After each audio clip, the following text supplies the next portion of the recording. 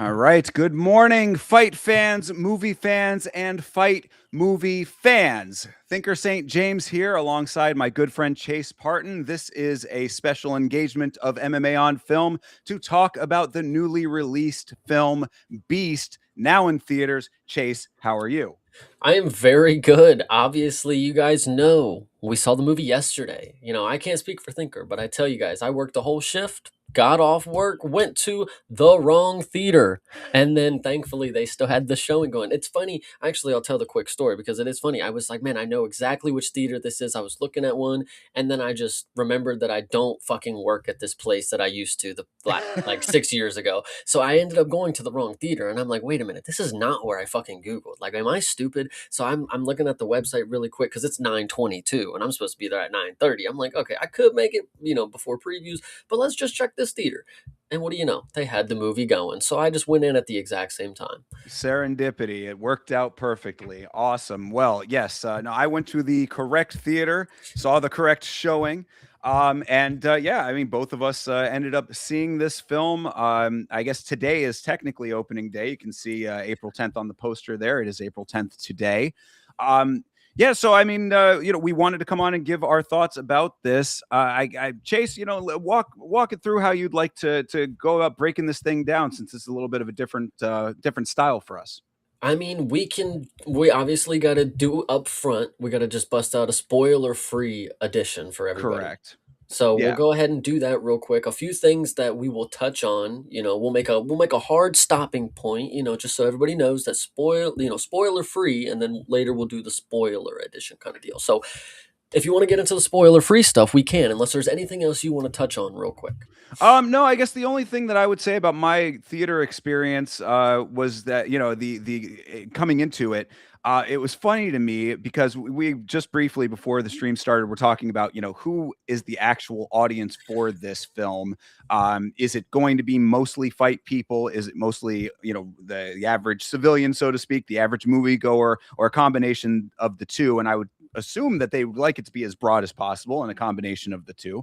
So I was at the kiosk. They don't have the people at the front of the theater anymore doing the tickets. So I was at the buy your ticket kiosk, and there were people next to me. It was a father and his young son, probably around maybe like 8 or 9 years old. And he was like, what do you want to see? They were just like trying to pick a movie. They didn't have a specific movie in mind. And one of them was, do you want to see the Beast movie? And the young son like thought about it for a minute, and he was like, that's fighting.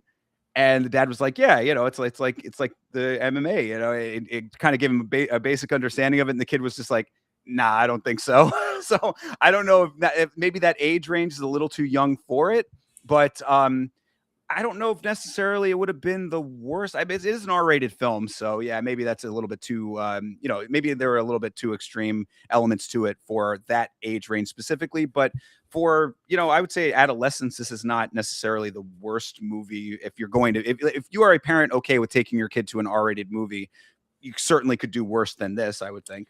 Yeah, I mean the R rating. I mean it's not horrible. It's not the craziest movie, and we'll definitely talk about some other stuff in the spoiler free edition. But yeah, this is. I actually think what you are saying about wanting to get as many different demographics watching this movie. Obviously, if I go in there and I'm like, oh man, there was no fight fans. Like it was a shit experience. Like obviously I was the one fight fan. They got me out of the seven people that were in my theater. Obviously, it was actually five of us. But if you think about what it was, so it was a young couple who talked through a little bit of the movie. I think they fell asleep because they stopped talking through it. So that's what was going on above me. They both fell asleep I together. I I guess, I mean, because they stopped talking a little bit through the movie, but they were talking pretty loud for a little bit. I was kinda thinking like, "Yo, this is hopefully not gonna last," and then Right. obviously fell asleep. So it was a younger-ish couple, seemed like moviegoers who just, like, couldn't fucking take it, or maybe they were, yeah, anyway. And then about quarter, third of the way, we had an older couple come in, and this was like your frisky type couple because you could hear them walking in. She's like, "I don't know where your hands have been," and shit. Yeah, Ah. so they walk in here and like they walk up top and they're like, "Oh my god, there's nobody in here." And I'm like there's like two like, again, there's only three of us, but they're like, and the woman, you can hear her, "No, there's somebody, there's some other people here." So they go pick a different seat. They talk for a little bit, of course, but Oh my god. thankfully the movie was pretty. I mean, I was engaged. I was engaged, guys. What can I say? But my Yeah.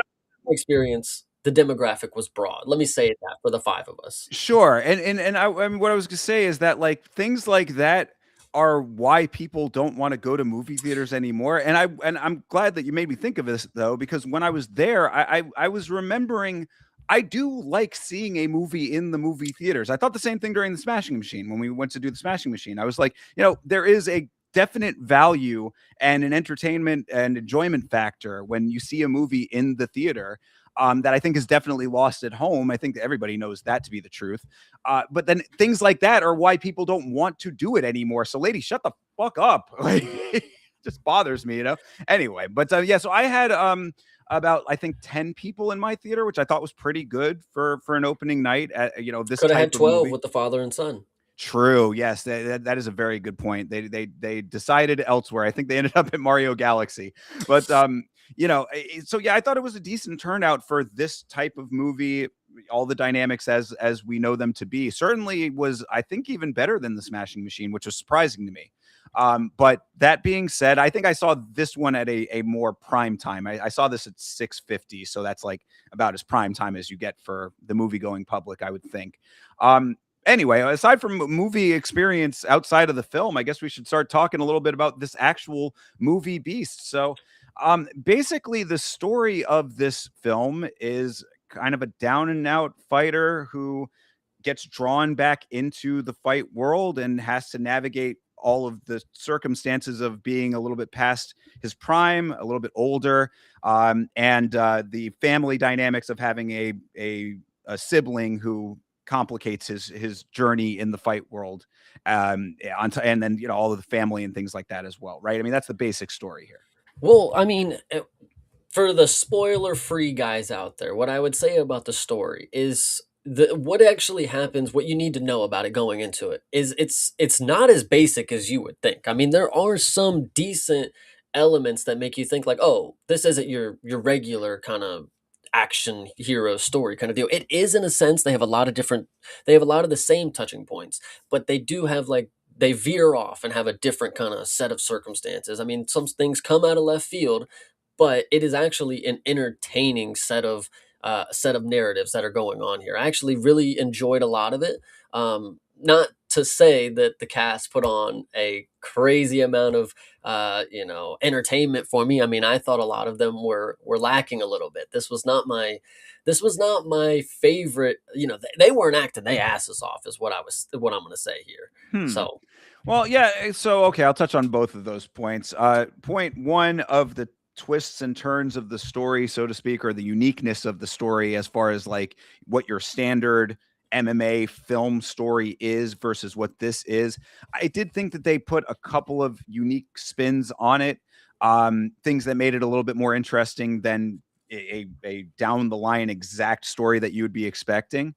Uh, that's about as far as I would go with that. And we'll definitely elaborate on this in the spoiler portion. As far as the acting goes, though, I mean, maybe I'm a little bit more charitable to some of them, but there were definitely some standout performers that I thought were better than others, and some that I thought were definitely lacking.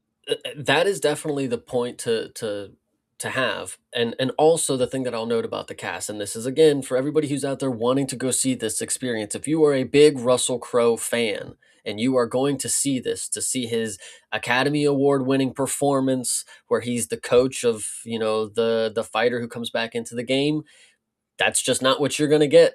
That is not the story that the trailer I mean, that's the story that the trailer portrayed, but the movie, the official product that you get, that's not what happens at all. So So, are you familiar with the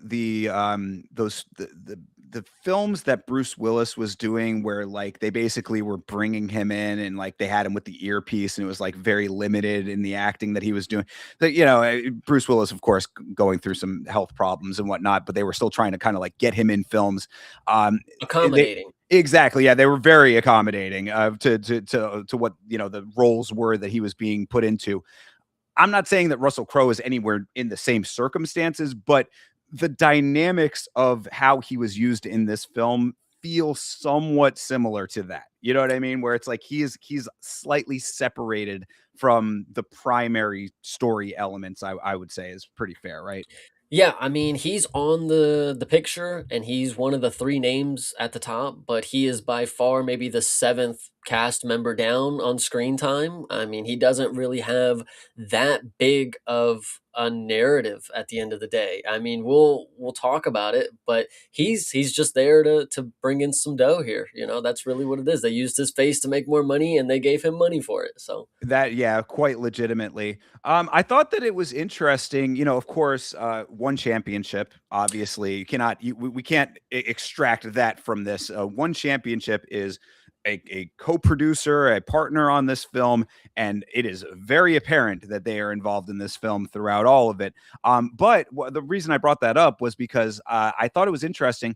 There's there are portions that take place in the regions of the world that one championship is predominantly recognized in and operates in, but the majority of the film is actually, I believe, a co-production with Australia. that is a thing. Yes. So when you watch this one, you will very soon realize that this is an Australian film. Like Right. this is not a film this is a film for Aussies. Like they would love this. The Kiwis, the Aussies, everybody over there, they would love this film because this is all of their talking points. All of the stuff that they say, you're blokes, you fuck offs. Like that's in this right here. Some of them put on a better accent than others. We will talk about that, of course. Um, but yeah, when it came to another thing, when it goes to the region, yes. So some of this takes place in Bangkok. Uh, you don't see many Asian people when it comes to like the head officiating in that region of the world. I know like the head commission lady, she's just a black lady. Like I mean, and I don't know who she's supposed to be. I don't know. At the end, you get some more stuff with the Asian region, of course. But I think at the beginning you see some Asian fighters, then at the end, but in the middle, there's not many people that you see from Thailand that you're like, holy shit, there's the Thai people, Well, So I don't know. I think that that's one of the more interesting parts about one being the promotion that is involved with this is that if the aim was to bring in a broader Australian New Zealand contingency to one championship's viewership, then sure, I guess you may have accomplished that perhaps. I mean, we'll see what the numbers are like in those regions. If the aim was to expose one championship, like if the aim was to expose one championship as like a mixed martial arts promotion and that's what you get out of watching it, then sure. If the aim was to expose like the actual culture around one and like what it represents with like all of the the other elements, the Muay Thai, the grappling, the region of the world that it takes place in generally, that I think was lacking. Oh yeah, no, for sure. And I think another thing, even when it sticks out to this poster right here, there's not even a one championship on the gloves, and that does happen in the movie, but it makes me wonder, this is a movie co-production, with one championship. There's no glove on the poster. There's not even a one championship logo on the poster. When I first walked into this movie, I was thinking, okay, we had just heard that Zack Snyder's doing something with the UFC. Now one championship needs a movie. So I figured that they were just slapping their name onto this in some way. But it is a Australian, kind of Kiwi-ish regional thing, and they do go to the one championship. But the thing again that you bring up is like one championship is majorly a Muay Thai promotion. There are some MMA, there are some submission grappling and kickboxing, but you have a story where you have a mixed martial artist who does not compete in Muay Thai does not do anything related to Muay Thai in the one championship.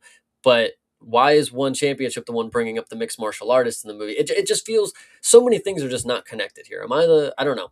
Yeah, well, again, it's like it's odd. It feels like because I mean, they certainly mention one a bunch in the movie, so Hmm. it's like it's not like it's not represented like that. Like, yeah, the name one championship comes up. They talk about the circle as opposed to the octagon. I thought was kind of a a fun note there. It's like they really are hammering some of the elements of one championship, but not like the culture of one championship. It's they're kind of divorced from each other in a way. So you get this odd hodgepodge where it sometimes does feel like it's more product placement than an actual integration at times, is kind of how I looked at it.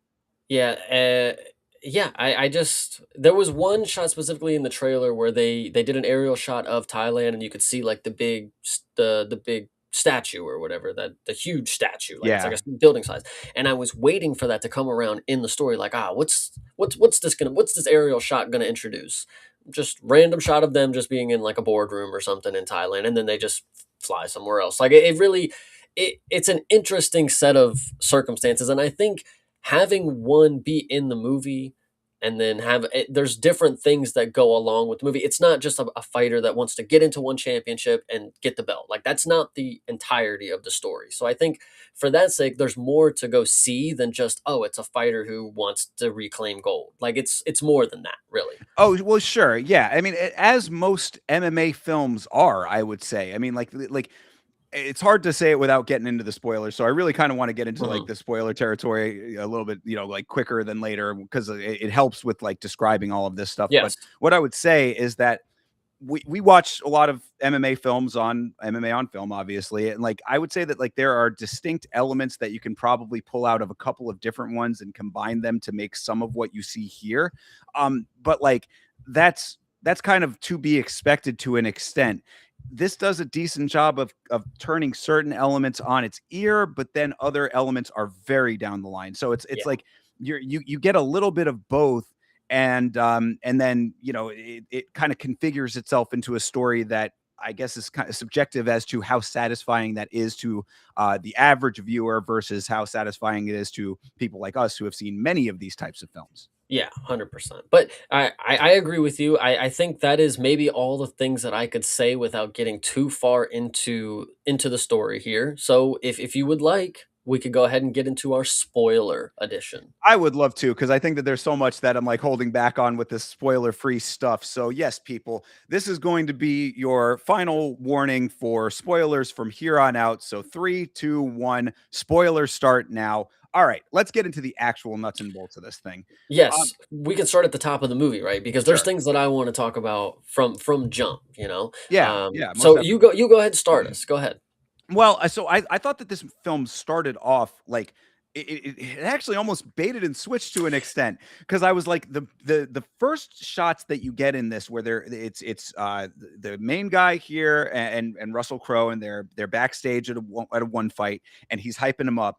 I thought that that was like a really great way to like build the intensity. I was like, oh, okay, we're in this now. I was the sound design. That's actually one other thing, just real briefly. I did want to mention we can come back to later, but the sound there's some really good elements of sound design in this, and then sometimes it gets a little overbearing. But this was a good use of it here. They ramped up the intensity. He's hyping him up. They've got this mantra that they use that I think you actually see in the trailer, and it was like an effective way to be like, all right, we are starting off in this world and we're coming out hot, and then they freaking hard kneecap it and you end up on the on like the next phase of his life thereafter. Yeah, this first scene is pretty funny. I mean, you touched on the main thing. I mean, obviously, they're sitting there getting ready. They have their slogan, why do we breathe so we can think? Why do we think so we can win? Or something like that. And they Right, keep yeah. saying over and over, him and, Russell Crowe. This was the performance right here that they were sold on. Like this scene right here, they filmed this first, kind of deal. And so yeah, Russell Crowe walks by. This is the main scene that I wanted to talk about at the first fight. He walks by and you get a glimpse of another fighter. You don't know who this is as of right now, but this turns out to be the brother of the main character. He walks by him, and if you know me, I love Tommy Gun because he has his whores around him, and of course you get this side character which is the brother, and he walks into the locker room, Russell Crowe, and there's 13 ladies just hanging out with him, and he didn't know. He had no idea that any of them were here because he walks in and he's like, "What the fuck? Get out of here!" They're blasting music loud as Yeah, hell, the like whole it was partying. quite the party going on backstage at the one show. I was like, good, like, could you like, I couldn't imagine that that is like okay for all of the fight. Imagine if they weren't the only ones that had that. Like, you just have all of these entourages just turning the locker rooms into parties. Like, it was a little ridiculous there. But either way, I mean, like, they were setting up this character being a little bit of a problem. So, that I think is one of the elements that works okay, the brother character, because the brother was like this kind of troubled also fighter. You've got again, what the overarching note is that when I said that, this film has a lot of like elements of other ones, really what it felt like to me is you take like the Cage, Bruised, and Warrior, and put those into a blender, and you get basically this with a little bit of a twist on it. You add Well, a twist of lime, and that's what you get. no, absolutely. And I think now that I've seen the entirety of the movie, what I would like to say is because what goes on with the brother later, and we will discuss, I think what they should have done is made the brother actually compelling to start off with. Not make him a shit. Like, why are we supposed to care about him? First off, let me make this note now. So when I say it later, he's basically, and I don't know if obviously I said there's a lot of Aussies in here. We'll talk about the Samoans and stuff that we get. I think the brother is like supposed to be like some Mason Jones type dude. He looked a little Welsh to me. I don't know, guys. He looked just like Mason Jones, and I kind of just that was just Mason Jones to me. But either I way, mean, yeah, that's just how his face looks. I mean, he was supposed to be. I thought they were kind of putting him out as like a Sean O'Malley-ish type guy. So I think the Tommy Gun comparison is actually a pretty apt one.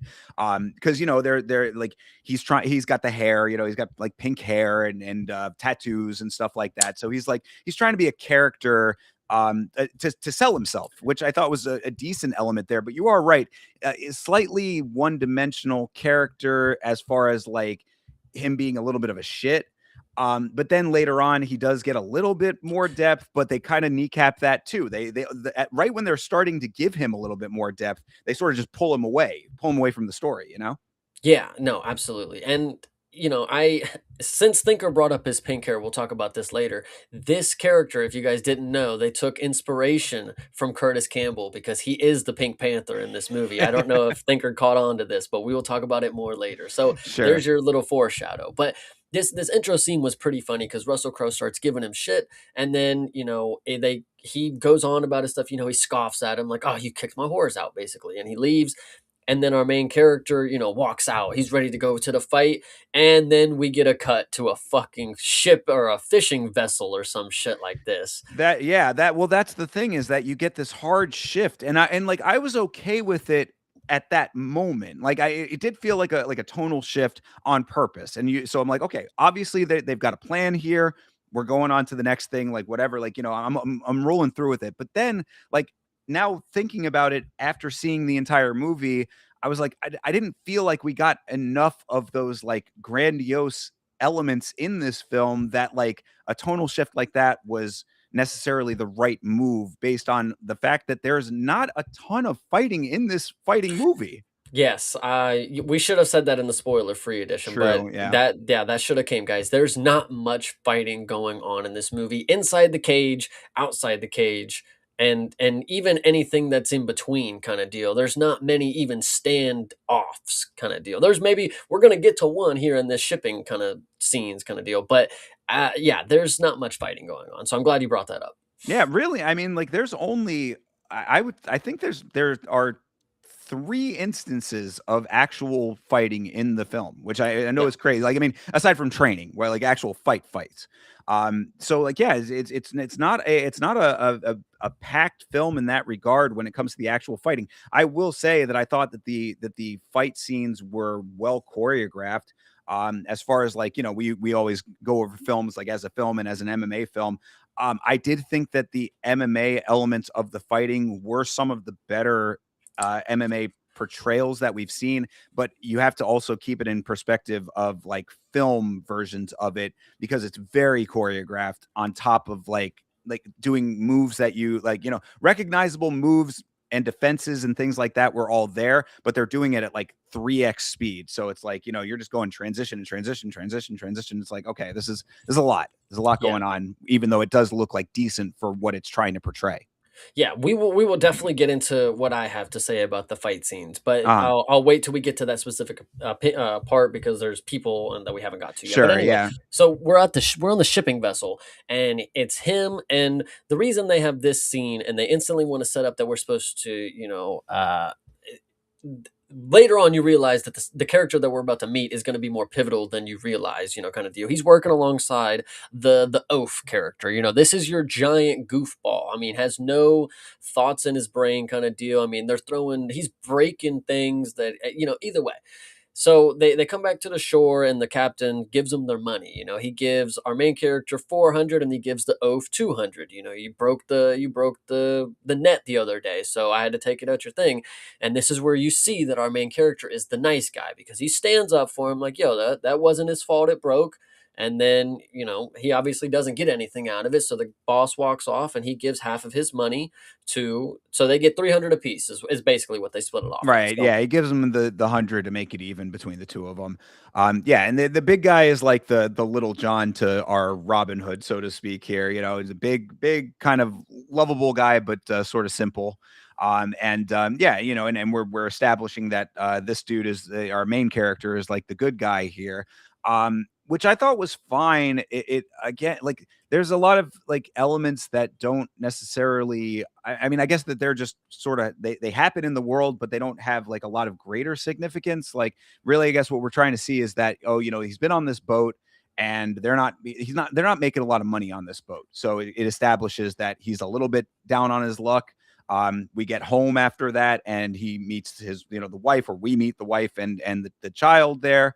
The child needs like a specialist of some sort for some medical stuff that also never comes back, but it's just again an establishment of him needing money and them trying to get life sorted out for them without fighting as a part of it. This is also many years later after he had been a fighter, so things have happened in that meantime.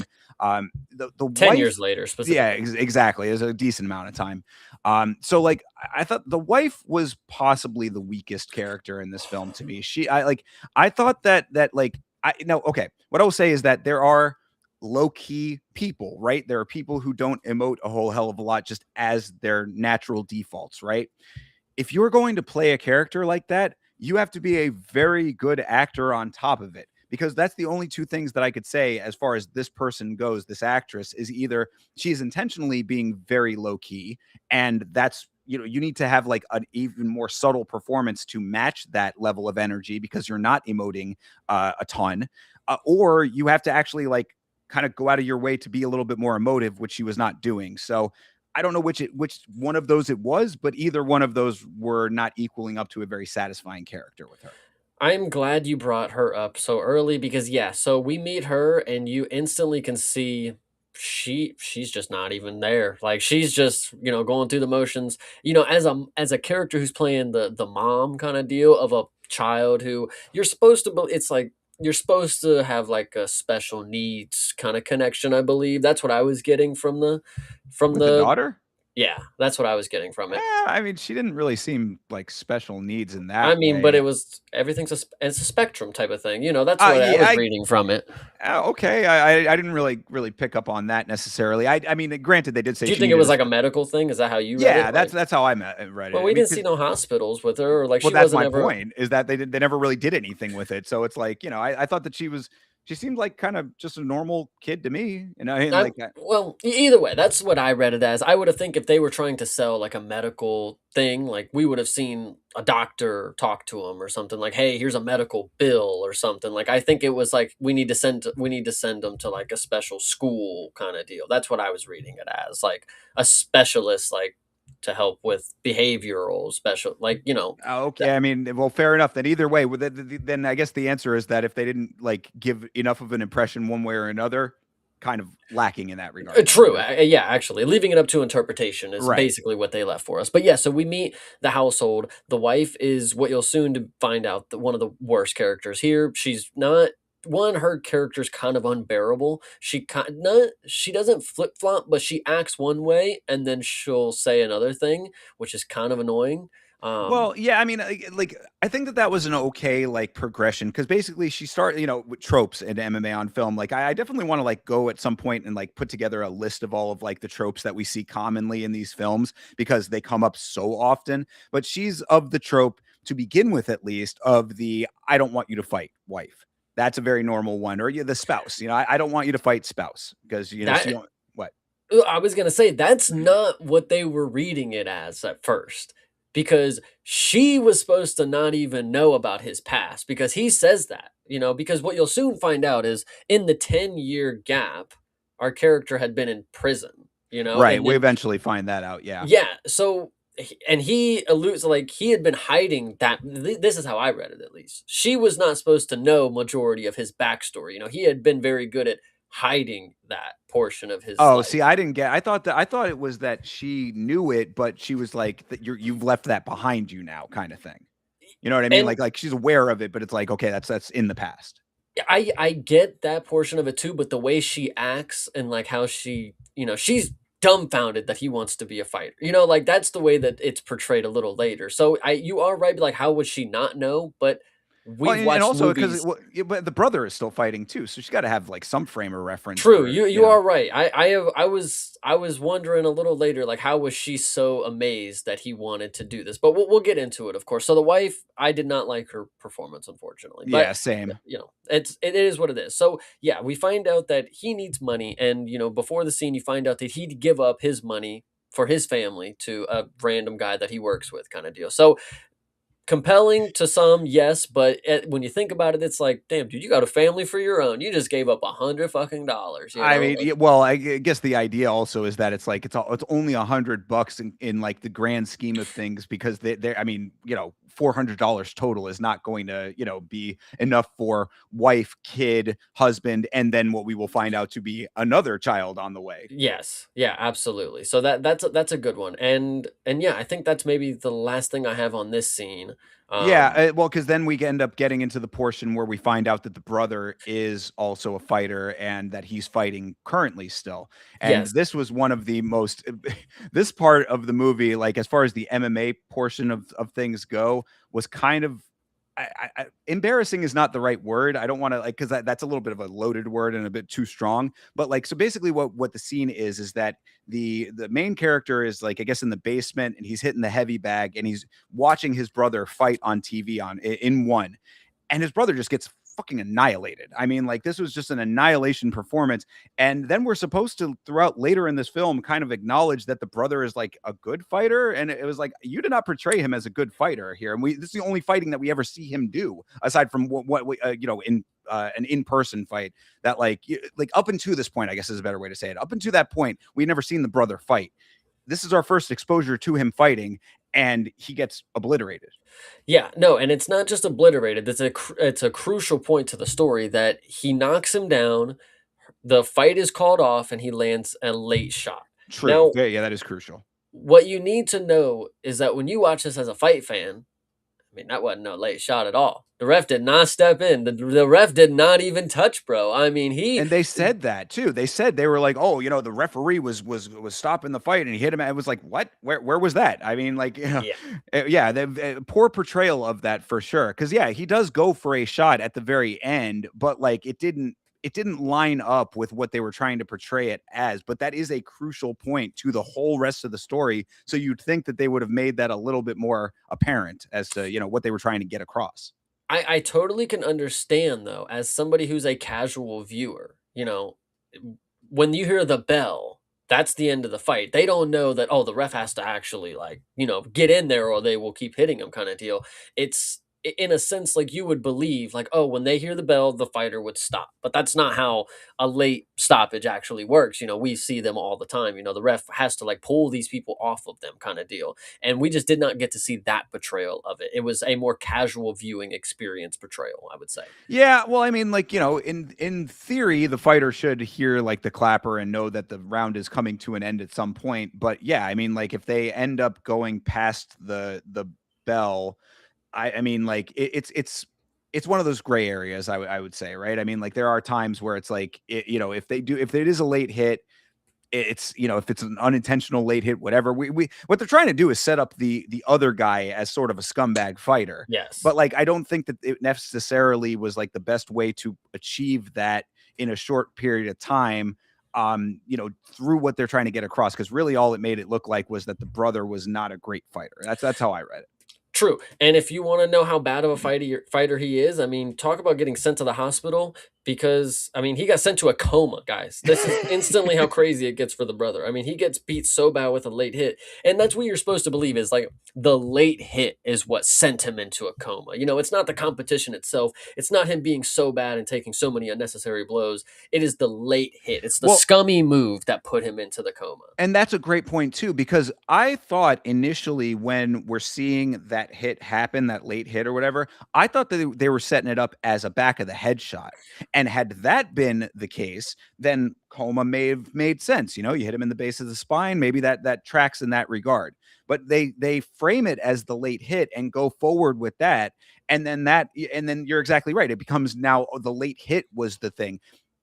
I hate to break it to you people, whether it's a late hit or within the time, within the regulation time hit, it's going to have the same impact, I would suspect. I mean, like, why, you should have set it up as the back of the headshot. You should have set it up as a foul. Why, like, that should, like, because I mean, granted, it would have been a foul either way, but my point is set it up as a back of the headshot so that A, it accomplishes the dirtiness, and B, it makes sense as to why he would be in an actual coma. Yeah, but I think that also goes back to a casual viewing experience. You would have to explain what is a legal strike That's to what Dom Lau somebody. is there. Or that's what the main announcer guy is there for. He was all over this film, by the way. That one championship announcer guy that's always talking. Mhm. So I Yeah, mean, no, he could have said absolutely. that. Oh, shot to the back of the head. That is expressly illegal in the one championship rules. But you know what I'm saying? Yeah, I definitely can hear you. I don't know. I think for a casual experience, I would still stand that like it's easier to explain after the regulation is over, kind of deal. That's a foul versus why would a back of the head strike if you could punch him right here? Like I think the casual would start asking too many questions. Maybe I I don't know. maybe whatever. Either way, I mean, you could have done both. It would have True, also been true. fine. But either way, whatever. So yes, he ends up in a coma, the brother, and then not only is he in the coma, the main character goes to visit him. He's got this girlfriend that is like kind of this nice girl character, which is kind of funny to me because it's like she's sort of like a sweet girl, but he's like a bit of an asshole. So it's a side dynamic there. She calls to bring the main character over to to visit him in this coma, try to figure out what's going on. And then we also find out that not only is he in the coma now, but he also is in debt to a mafia kind of figure, like this underworld sort of guy. This was, I thought, the biggest missed opportunity of this film. Not necessarily missed opportunity, but more like why kind of thing, because like just why was it there if you weren't going to use it? It was almost a Chekhov's gun kind of situation. Like why was it there if you're not going to do anything with it? But because basically yes, the brother is in debt to this mafia guy who the main character knows. He's familiar with this guy, and so we've got to pay this guy back, and we've got to try to make this debt go away in some way, right? That's what the brother is now in a coma. He's also in debt. How is this going to get fixed? Yeah. No, this one, first off, let me start with the girl. She's probably the second worst. And I hate to say this, and I'm being mean to all the women in the cast, and I apologize, but her character was written so bad. Her She, character was she What? She's just nothing, you know what I mean? She's just not like she doesn't like bring anything to any like to the story aside from being like a person who sets up things. She sets up things, but she waits until the last possible moment of doing anything. Like she sits there and she's like bursting of tears, and then she'll be like, "All right, I'm sorry. He took money from the mob." And it's like, Oh, "What did you wait until he's been in a coma to say something?" Like, that's so funny, and that also happens again later on with the exactly. which is like yeah, I didn't even realize that until you just said it, but yeah, that's a funny element to her for sure. I guess you're supposed to get the impression that she's somewhat like meek, you know, that she's like kind of like a because she there's a character she reminds me of. Oh, she reminds me of the guy in Roadhouse who was like the biker, but he was like the not he didn't want to be one of the biker guys or whatever, where he's like he's apologizing for how they're acting. It kind of reminded me of that a little bit, where it's like, you know, she's not really as bad as the brother and the rest of the crew people might be, but she's still just part of the deal. So maybe she just doesn't know how to act correctly, I guess. But it's like, I don't know. Yeah, no, she was definitely gosh, she was something. But yes, so the mafia, the little mob boss doesn't really amount to anything. Like, if you thought this was an action movie that just happened to take place with a previous fighter inside the cage or whatever, this would be the jumping off point where he's like, I got to go after the mob now. I got to go get them because they set my brother up and they put money on him and he owes them. Now let me go pay his debts and I'll go murder them all. That's not what happens. Not what happens at all. He figures out, what exactly happened. He asks the girl, how did he get the money, or what did he? I'm trying to think. So he took the debt to pay off his team and his camps, and now And he's also just to continue the lifestyle. That was the big thing, a big note. You yes, know, yeah, the lifestyle that he's trying to portray to sell himself as a big shot. It costs money, so he took money to from this mobster guy to prop his image up. yes, and so then he took the fight with Growl so he could pay off his debts with the mob or the mafia, whatever you want to say. And I can't remember the numbers that they were offered. 50K, I think he was Right. offered, the brother. Mhm. So our main character, he's a little distraught about it, and now I think he just leaves. I think he goes into the waiting room. That's right, Right. and they go into the waiting room, and then you get to see the knockoff Brad Pitt come into the movie.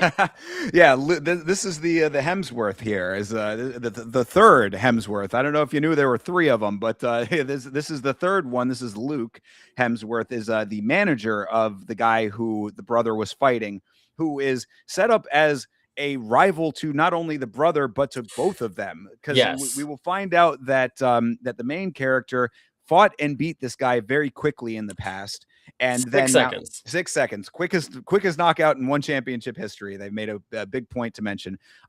And so then he was fighting the brother, and now he just brutally annihilated the brother of the guy who beat him. So that's the setup with the three of them. And the manager is this guy's manager, the opponent guy, the main villain, if you want to call him a villain, which I guess technically he is. So he's in there, and basically he says, like I can set up a fight with you. So talking to the main character here, I can set up a rematch with you and him. He wants to get it back because you're the only blemish on his record. He wants to avenge the loss. I'll set you up. I can pay a good amount of money for it, and they essentially haggle that out and come to essentially a conclusion there. But we have to draw it out a little bit, so they don't actually like go through with it right then and there. Well, the main key thing is the money. Yes, he says 100 grand or whatever, and he's like, "All right." Our main character says, "Fine, I need 6 months to go. 6 months." And this is a funny thing because it comes back very quickly. He says he needs 6 months to do it, and the manager replies, "You got 7 weeks. Take it or leave it." And then so we leave there with an open ended kind of negotiation. We haven't really discussed. He obviously has the offer on the table, and then obviously the manager knows that he set the seed. Now he's got to go talk to our villain character and stir the pot a little bit. So I'm trying to think the next thing. Does he go back to the house after this and talk with the wife? Yeah, well, because they're back there, and he's basically saying he talked to me about wanting to fight, and I said no, and she's like, do you want to, or are you thinking about it? And he's like, oh no, of course not. And she's like, oh, you are thinking about it, and I was like, lady, like, well, you're badgering this dude about doing the thing that could actually a make you get set you up, and b he's telling you that he doesn't want to do it or was not thinking about it or whatever. Like you're not helping the situation by like kind of being the way that you're acting right now. You know, and this is exactly the way she's acting. Like, if she would have been like, "You told me that you were never gonna fight again," you know, if she would have just act, "No, do you want to do it? Like, are you sure you want to do? Like, you could do it if you really want to do it. Like, why are you playing the game? Like, if you don't, if the deal was he was never fighting again, if you got other ways to make it, a little earlier, she said she'll pick up another shift. I think so. Go get three more, girl, if you don't want him to fight, you know, because this is a lot of money that could be made. It could clear the debt. It can pay for the, you know, the specialist, and you know, we will just be able to have, I think he even says it'll just keep him afloat for a little bit. It'll just Right. keep them in the mix. So, Yeah, exactly. And then that ends up being what he ends up doing is that, behind the wife's back, he does take the fight. And I actually thought that this was one of the better elements of the film. They make it very clear he took that fight for the money. He would just mhm. wanted it for the cash. Like he wasn't doing it for glory or to try to become the champ or anything like that. He was just taking this fight for the money just to, give him a little bit of breathing room. No, this is one of the story elements that makes me mad. The fairy tale ending is just the guy who just takes the fucking money and I just got to make the fight. Well, but see, they I don't have to train that hard. I just got No, to no, no, make no. it But to see, the fight. that's different though, because like I don't agree with that because they do throughout the course of the story evolve it so that it's not I that anymore. I agree, and that's why, you know, there was a caveat at the beginning. There's a lot of story elements that are the same that they could have just went down a very easy route with, but they do turn it on its head, and this is not as important of a thing later on, I would say. But for me to believe that this is what people are supposed to watch and look up to when they watch movies for the fighter, be like, yeah, he threw in he phoned it in for that last fucking fight, bro. $100,000. All I got to do is show up. 6 weeks of training. Let's do it. Fuck it. Well, yeah, exactly. That this is like where it started versus how it ended. Basically, was where Yes. we ended up with all that. But so yeah, so he takes that, but then the pivotal point of the late shot that we were just talking about earlier does come back, and this is another element that I thought was a cool little spin in this movie. Because I mean, there's other things that happened before that, of course, but like, well, so I mean, yeah, I don't know if we want to go out of orders for that. So I guess we can wait on that. So We'll wait on that because I think it's important for you to understand how what the timeline here. So sure, we haven't gotten too far into it. We find out the wife is got another baby on the way, which is another crucial point that this all takes place very relatively in a short amount of time. sure. Considering there's a coma, there is a pregnancy, there is a title fight. These all happen within the same time period, you know. Yeah, it So has to be under 9 months because she's still pregnant by the end of the movie. and it ain't that big of a bump. Let me just tell you True. guys that. I mean, it was maybe anyway. So yeah, I think okay. So we find out she's pregnant. He takes the fight without her, and then we go back to the boat. Is this where we're at now? Where he Oh yeah, where because he ends up quitting the boat, or not? He gets fired from the boat. Yes. Well, this is where you get a funny scene with the oaf character actually first, where he's like, "Man, we should grow some weed," and he's like, "Oh, okay, yeah, you got somebody that knows." He's like, "Yeah, I got a buddy. He just takes a seed every now and then. He throws it out in the yard, and you know he comes back in 6 months and he makes $1,000." And he's like, "Oh, damn! Like, where's your brother? Or you know, where's your friend?" And he's like, "He's in prison." And he's like, "Oh, what's he in prison for?" He's like, growing weed. And it was a really it was stupid because they're setting up this character to be the dumbest person you've ever fucking met. And gentle giants exist, you know, people aren't book smart, they can be street smart, vice versa. But this guy right here, we talk about Bloodsport, my favorite character, the giant Asian man. This was the giant Asian man Yeah, equivalent. Like this, this they do is can match up. yeah Lenny from Of Mice and Men for sure. Exactly. Big simple guy. So yeah, that was definitely a kind of a groaner joke moment there. But yeah, so this boat is the worst fishing boat ever because they never catch any fish. So they're not making any money. And he's getting into it with the captain. Captain is an asshole. He's been an asshole the entire time. So the captain ends up firing him, and that's that basically. Now he really needs to get cash. It's like, okay, now like I have to take this fight rather than I just want to take the fight. This is going to be your note in the video to go ahead and watch the movie yourself because there is an issue that I noticed and I don't know how it's not bugging anybody else. So in this scene, you know, he tells off the boss. He's like, "Look, dude, your fucking boat sucks." And the boss fires him. Boss walks back. He pulls a flare gun on him, by the way. This is a funny True. thing. Not even a real gun, you know, not a machete, you know, flare gun. He points it right at him. He's like, "Dude, I'll burn you with this." Like Sure, whatever. So our main character walks away, you know, or sorry, this is where the error come in. So he walks away initially, and then the captain says something, so he drops his bags and then he walks back, and that's when the captain pulls the flare gun on him.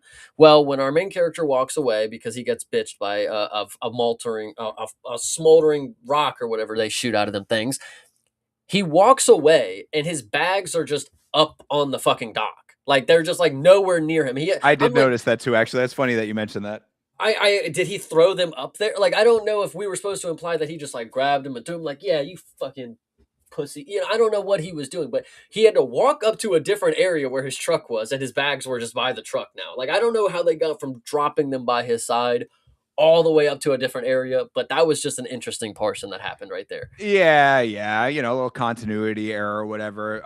For sure. Yeah, it definitely was somewhat noticeable though too, because I thought the same thing. I was like, I thought I put him down next to him or Yeah. whatever. But yeah, either way, not. I mean, again, like in the big picture, it's like it certainly was not as big of a noticeable one as like the dude in Bloodsport jumping from one direction and then coming in at the other direction kind of thing. Yeah, But it fair. was it was definitely, in like in 2026, you'd think that maybe not, maybe they wouldn't have those kinds of problems. But either way, I guess we're kind of dwelling on minor Yes. things. But So um, so yeah, the next good. scene we actually I think we get our main character. He gets in the car and he drives to a gym. I think that's where he goes, right? The next scene he goes to the gym. Well, no, I think he actually he takes the fight at that point because he hadn't taken it up until that point. That's where they're in the hotel. He's talking to the main guy. That's when the you've got the 7 weeks comes into play because he hadn't actually signed the contract or anything up until that point. They'd only kind of verbally had talked about it a little bit, but now he knows that he needs the money. So he goes to the hotel. He's like, I'm gonna, I need the money. I want half up front. The Hemsworth, the manager guy, agrees to all of his terms. So I was like, okay, at least that works out. And then he ends up paying back the mafioso guy. You're all right. So he goes to the hotel, you're right, and he meets up with our fake Brad Pitt, and he gets more money out of him. That's the thing. He negotiates more. He's like, 100,000, you ready to take the deal? And he's like, I want 150. And this is where you're supposed to read from our Brad Pitt character that he doesn't think that he could pull, he's like, 150, like fine, we'll go ahead and do it, but you're supposed to read like he probably shouldn't have done 150 kind of deal. That's what You're you're really supposed you're to really read from it. twisting my arm over here. Exactly. So you definitely get that scene. Yes, absolutely. And then he takes the deal, gets the money up front, goes to pay off the mob boss. This is a great scene. So go ahead. Well, this is the one that bothers me, though. I mean, not the scene, but the setup with this character. So yes, he goes to a strip club. This is where the mafioso guy is. Pays him back in full. He's like, my brother's debt is paid. The mafioso guy is like, hey, you're an honorable guy. If you need anything, if there's anything I can do for you, just let me know. Whatever. I like you. You handle business correctly. All that kind of stuff. And I'm like, you set up this mafia character and then you just don't do anything with it at all throughout any rest of the story. I mean, like he shows up one other time just to be a side character, but that's it. So I mean, like I understand that you have to have this element with the brother and like make him a little bit more compelling through the debt in general, but like you have this like dynamic that's created with these two characters of being like somewhat friendly with each other, which I thought was cool. I thought that was a good subversion. So you don't have to be at odds with the mob guy all the time in every movie. I thought that could have been an interesting little something to bring back somewhere. They just never use it again. Like he's just again just sort of cast to the side after this portion. I think it speaks to the culture of mobs and gangs because this is just a side portion to their life. In the movie realm, this is like, oh yeah, I mean, just gangs but like he goes into a strip club and you see like the Samoan guys, like those are his bodyguards, and it's like big Carlos Oberg, Junior Taffa, Jordan McAuliffe kind of looking guys, and it's just interesting that yeah, it's not the main portion of the story that mobs and gangs exist and that there's ties to them. It's just like yeah, that happens. Yeah, we just paid off his debt. Now we got another guy that we're gonna try to rope into a debt. I mean, what else can you expect? We're down under, mate. Like I don't know. Yeah, I was okay with that aspect of it if that's what they wanted it to be. It just seemed like in a movie like this where there's not that many like out of left field things. I mean, for an MMA film, there are certainly twists on the basic the mainline story. There are twists on it, which is kind of what we're talking about. I like the fact that he was said he was going to throw, not throw the fight. He said he was just taking it for the money kind of thing. He wasn't really in it like that. That's a little bit of a subversion. But like something like that, like you have this character that you could do a bunch with, and then yeah, you just kind of leave it as like a part of the world as sort of a set piece. It just felt like a lack of a payoff of any sort with it. But I mean, maybe you don't need a payoff. I don't know. Yeah, no, it's this one. Interesting setups here, and they didn't pay anything off with the mob. We see them later, but it has nothing really to do with any money or Yeah, they're anything just like that. around. Yeah, they're just like you said. It really is just like a part of the world that's just like as accepted as any other element of your day to day life. Yeah, 100%. And then so after this, is this now where we go to the gym? Yes, yeah, they go to Okay. the he goes to the gym now because he's accepted the fight, so now he needs to train, and he goes back to the gym that he had started with where where you would expect Russell Crowe to be, waiting for or working there or whatever, to be there. But no, it's not. There's another subversion here, I guess, to an extent. He walks in, and it is the daughter of the Russell Crowe character who greets him, and obviously he had known her for a long time, knew her since she was a younger person, and now she is head of the gym, so to speak. She's doing the kids class at this point. That's a crucial point to make here is that because he eventually talks with her, he wants to get coach back, and she's not having it. She's like, yo, she's saying that he's not going to help you. You're not going to be his star pupil anymore. You messed that up. He's going to tell you to go fuck off, basically. And the woman here, Rose, is that her name? Rosie? Yes, Rose. She has the worst Aussie accent. She's trying really hard. I don't know if maybe she is Aussie. I don't know. I was reading it as she was trying really hard and she was breaking in and out of the accent a little bit. So this I scene mean, specifically was hard for me. I gotta believe that she's an Aussie actress, so I don't know if I mean maybe that's just I don't know. I don't know, man. Maybe I she's don't a know. Casey O'Neill. Maybe she's an Aussie actress by some other region, and it sort of breaks it up a little bit. Maybe, but so anyways, yes, she's confident that I could do it. I could be your coach. He's not going to do it, but I'm going to do it for you. He taught me everything I'm going to be able to teach anybody else. As she's teaching fucking 12-year-olds or whatever. She's going to go ahead and teach a mixed martial artist who's not even close to their prime anymore to get them back into the game and then challenge for a title. This For is a again, title, yeah, that's the other thing. We haven't mentioned that. Yeah, they don't even say that during the brothers fight. By the way, that he was fighting for a title at that point. I don't think if they did, it was a very very passing mention of it. But yeah, this is the guy who is the rival of the brother and the main character is the champion of one championship, and the fight that the main character is going into is a title fight, mhm, middleweight. yeah. Yeah, no, absolutely. I'm trying to think of because we're talking about the villain and we haven't really been formally introduced to him yet. And I think here soon we're going to get because yeah, Rosie, he accepts her to be his coach. Cool. And then I think we get Russell Crowe to like walk out. This is where we finally see him again, right? Does he come out here or does he wait a No, little bit? he comes in a little bit later Okay. because yeah, she just basically says, I'll train you. I'll just show up and we'll do it together, you and me.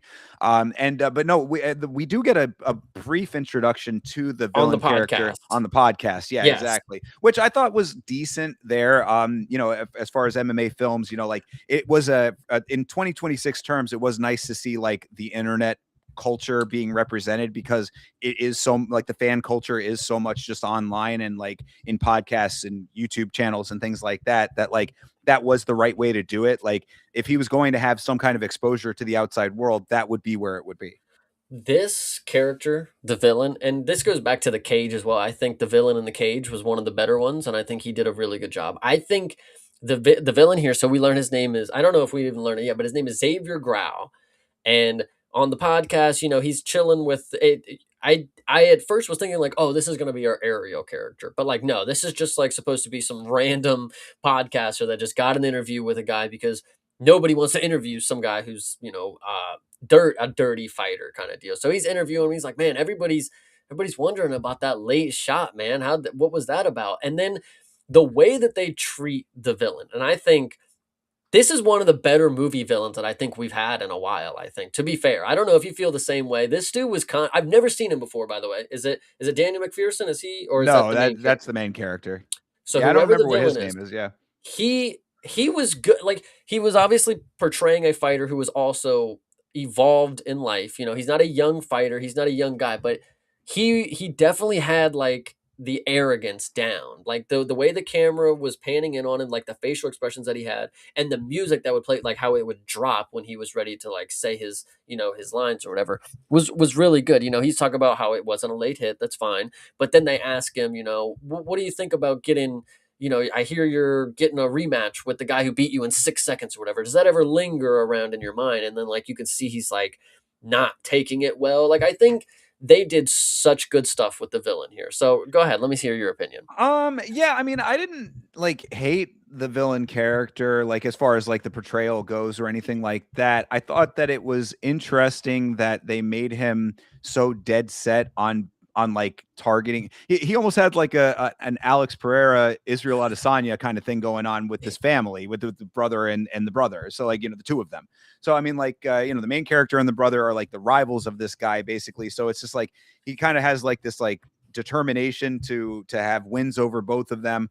I thought that that was an interesting element, I guess, but then what they end up doing with it kind of was like not really great to me. Like he as a character was not bad. I didn't like the navigation in the story because what we'll get to is, you know, like this big underground element, which you know, we can talk about when it comes up, but I just I'm sick. I guess I'm kind of tired of that trope. When it comes down to it, at the end of the day, like, you know, we've talked so many times about how there are underground smokers around every corner in every city on the planet. This comes back basically in this story, and I guess I'm just a little over it, perhaps, because I just thought that for this character being a champion of one championship, like this is a champion level fighter who is doing this nefarious shit, you know? Well, we're gonna get into a story plot that maybe adds into the element for the over exaggeration of going to do something like that. But Right. so I think after this is this where we learn? Do we go back to Bangkok and we're at the commissions after? Is this after I this? think so, yeah, because I believe that, yeah, I think that that does make sense because, yeah, we're basically what happens there is that, and this was actually one of my favorite elements of the story. I wish that there was actually commissions on the planet that operated like this and would do things like this. But basically, what happens is that, so they had said, you know, that 7 weeks was the amount of time for the training for the main character because that's going to be when he's going to fight this champion fighter in one championship. But the commission will not allow the fight to take place because he is now suspended the champion based on that late hit. I was like, how true to life is that? I want to say A for realism, but we don't see that very often. So I don't know if I necessarily can go that far, but I did like it for this story because it definitely added an interesting element to things. So essentially, the main character gets sort of saved by the contract. They even say that in the movie. Oh, you know, you're hiding behind the contract. That'll come up in a couple of beats here.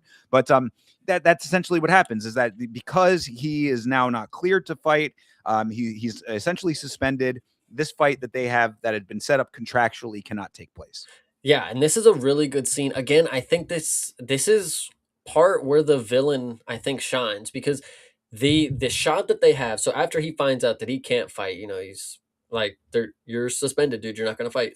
They have a shot of the entire boardroom table and everybody's getting up, packing their bags or whatever, and he's just sitting there. You know, it's a really good shot that like you could see like this is all he wanted. You know, like you fucked him over kind of deal. You could see him festering on it like how am I gonna figure this out, you know. I think really good scene to end it off. And then we go back to the house, and this is where our hero is telling the wife, you know, they're on the back porch swing, and he's finally telling her that he accepted the fight, or she finds out that he accepted, I forget. Well, he's basically saying that no, she already had known and she was angry about it. So he had been Okay, like oh, kind you're of right, in the you're right. doghouse for a while. But now he's telling her, he's like, I don't have to do the fight. The fight is off and I'm still going to get paid. Yeah. And like, again, you had said that you were being a little hard on the women in this movie. I think it's understandable for this film. So it's not a sexism thing, but like, I would be, I could definitely make a somewhat sexist comment here to say that it's like, yeah, once the money comes through, everything is okay now. You know what I mean? And like, I don't know. They're making me have to say that in this film because it's like, you know, she's all upset. She doesn't want him to fight anymore. Blah blah blah. You know, I don't care about the money. What am I going to tell your daughter when you're in the hospital? All the stuff that we always hear. But then it's like, I don't have to take the fight, and I'm getting paid, and it's like, oh, okay, everything's great again. It's like all of the things you were mad about were not those things. Like you were mad at you, or at least what you said. You're mad about him lying to you. That's basically what the main issue was here, and you were mad about the fact that he was going to take the fight at all. But no, now it's all okay because he doesn't have to do it, and now you get paid. I I actually don't think everything was a-okay. I mean, it was. She eventually came around to it. He said the line like, "Can I get my wife back now or whatever?" Right. Fine, but then he ends up sleeping on the couch, I believe, because the next No, no, scene no, that's that was before. no, no, I think it was this one because he wakes up, his phone alarm or whatever goes off, and he gets up and he goes outside to his truck because that's where he's about to go start training, and that's where we meet the Oath character waiting No, by no, the no, that was car. all before, bro. Yeah, that all the stuff with the, oh yeah, I guess we didn't say that about the side character, that guy. He becomes like his like entourage guy. That hasn't come around yet because he didn't go back to the gym to start training yet. He brings him along for the training, which is another crucial scene that we get to because the side character that you're supposed to believe is just some oaf, he's just a nice guy around the parts, and he pays, he gives him the money, we work together, chop chop. Well, he's just waiting outside of his house. He doesn't have anything to do, and he's waiting for what's his name, Patty, is that what they call him? Go The ahead. the maid guy. Yeah, no, no, no. Yeah, I honestly, I Patton. Yeah, Patton. yeah. Yeah. You seem way too confused, but I'm telling you that we did not talk about this scene specifically, and this is really crucial. So if No, that I happened know, but that's earlier I or think if it I'm happened, like I'm trying to keep all of that. I mean, it's hard to keep you're it good. all 100%. So yeah, I'm pretty sure he sleeps on the couch that night. So I that's just my opinion. But so we get outside. He goes out to his truck, and you see the friend, the Oaf character, just sitting there, and he's like, "Hey, I quit. What are you doing? Can we go out and work together? We're a good team. And he's But like, "I then what don't." was the point of him still training at all then at that point? What was the justification for that? For who training? For the main guy, for Patton. Like if the fight was off and we knew that it was off and like He wh- went to go get a trainer, and then the fight contract got breached. right? And no, maybe you're right then. Maybe you're right because we're missing a whole portion then. Because the fight when okay. No, we skipped a little bit. Okay, so when the fight gets called off, breach of contract, he goes to tell the wife that we made the money, but he does go back to train because that's where um we're missing a big portion I here. know. Hold Yeah, on. that's what no, I'm with you as well because yeah, there definitely is a timeline issue in some way, but he does end up back at the gym because yeah, we're gonna get to a portion here where Not the brother portion. Oh, actually, no, that does come first because that yeah, yeah. that happens relatively quickly. Okay, so let's just throw. There's two big portions that happen in the gym. I don't know how we get there. The Oath character, they end up going to the gym together. They run there and they're practicing, and this is where you get Xavier Grau, and he comes into the gym and he demands that we're going to make this fight happen, outside of one championship. I'm suspended, you know and then this is where our main character tells him like, yo, you breached the contract. This is not, I don't have to fight you now. You paid up. All, big ups to you, mate. And then this is where Xavier Grau gets in his face and he's like, I didn't know you were a pussy bitch or whatever kind of deal, that you were going to hide behind the contract. And then we get a little butting heads here, and this is a crucial point because this is where the fight is potentially, could be back on. Like, here's the idea that like, oh, our main character he's going to get the fight either way. That's the way you would think the story goes. He's going to fight him either way. He's going to go beat him over here, yada yada yada. But do you have anything to say about that portion before I get I into the mean next that portion? was part of why one of the things I was not super satisfied with the villain character is I'm like, this is a champion in one championship. Even if he's suspended, he has to know that it is not a great idea to be trying to initiate a smoker fight with anybody. Like it's not how a champion behaves, to paraphrase Streakus.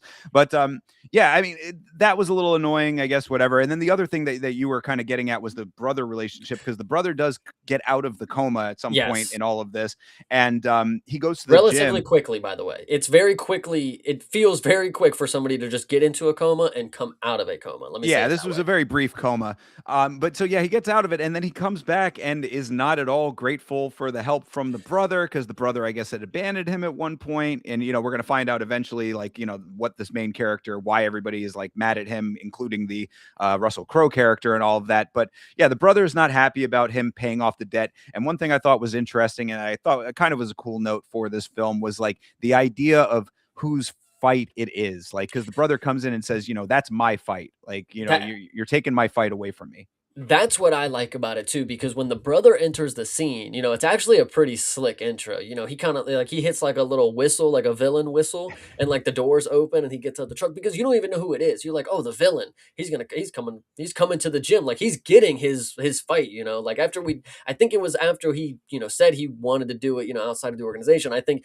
I was like, oh, he's gonna show up and he's gonna come, press him at his own gym. And I was like, oh, here we go with the cage again. But it wasn't the villain, it was the brother. And that's the most interesting thing is I think that this is again where the story could have just went so many simple ways. But the brother comes in and he's like, "Yo, this is my fucking fight. I got my ass whooped. I went into a coma for this. I am coming to fight this dude." And he's like, "Dude, you're clearly not well. You still have black eyes. Your head is still throbbing. Like, chill out." And like the nice girl is in the background, just kind of like she's Yeah. she's in the entourage, but she's like so nice to everybody. Like I don't know why she's there, but That's what I'm it, saying. That's why she reminds me of that guy in Roadhouse. But yeah, this was an interesting element of it. Yeah, he wants to like because it was kind of like I liked it, but I thought it was weird because he's saying, "Oh, this is my fight." It's like you had the fight. The yeah. fight was what put you in the coma. So what are you talking about? But I don't know. Yeah, and then so we get a little scuffle between the brothers, and then the younger brother, the villain brother, I guess what you could say, the shit brother, Yeah, the he troubled leaves. brother. The troubled brother, he leaves, and I'm trying to think how we get to the next scene or where we go from here. But so we had those two scenes at the gym, but in a nutshell, the fight is still potentially on the table, and then I think we find the brother leaves and says that he's gonna go make history. He Well, is that what happens that's here? that's later on. Yeah, well, we get like a bunch of like Okay, go ahead. training going on and everything, like to show that this guy is you get your training montages as you will in these films. You get the ones around this time where the main character is not up to par. He's not the guy that he was 10 years ago. So that's all kind of weighing on everything. Rose, the daughter of the Russell Crowe character, is trying to train him. He's not really coming around to all of that. And then he tries to go and make amends with his brother. That's when they're out like on the run. He like catches him on like that track or whatever that he's running. And I then I wanna I know which one that's the where I was thinking it went to, but I swear we had to have met Russell Crowe by now. How Oh, we have we definitely not? did. Yeah, no, we did. Yeah, yeah, absolutely. Yeah, Okay. he does finally come around. And I think that they do have their scene where like he kind of explains what like the backstory of like why he's sort of this persona non grata to people. He's like the brother's mad at him. Basically, what we find out from this main character is that he went to prison. Over a bar fight, I guess is what they say. We Yeah. never actually see any of that. It's like if you're going to flash back to different things, maybe could show us some of that, but we don't end up actually seeing any of that. He gets into a bar brawl. It sidetracks his whole career. Then he meets his wife and basically like leaves fighting behind. So he essentially left his entire life behind. Left the gym. He left his brother behind. He left all of that world behind for the wife and the child eventually.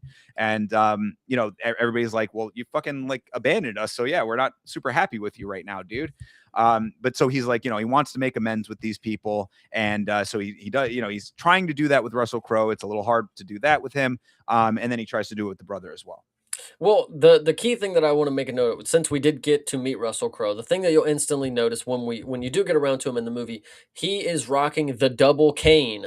Does anybody do this? I thought walkers were a thing, guys. I didn't know you would have the cane in one hand, but then also the cane in the other hand, and like walk like stilts kind of deal. I didn't know Oh this was yeah. a thing. Yeah, definitely is a thing. Yeah, I mean, I guess the implication was that he had become disabled at some point over Yeah. time. So, yeah, which also another like note for the Russell Crowe, the actor, is like kind of limits his mobility, so he doesn't have to be very dynamic in this film. He kind of just gets to sort of show up in scenes, very limited movement, and act a little bit while he's seated most of the time, and that's about it. That's what you get out of him. But yeah, so back to the scene that I thought we were at as well, because yes, we did go over some other stuff. But yeah, so we're at the. It's not a beach. It's not a pier. It's a landmark of some sort. I don't fucking know It's what just, this yeah, place is. it's like a walking trail that you can run, I guess. Basically, it's like wooden decks that are like long and oceanside. And this is where you see the younger brother wearing more pink because his character is, like I said, Curtis Campbell, and he runs up, and this is where we get the brothers meet the interaction. If you are a fan of Warrior, this is the beach scene. This Right. is where the brothers have to have their hash off, and this is they're setting up sprinkles, and I actually like this element a lot.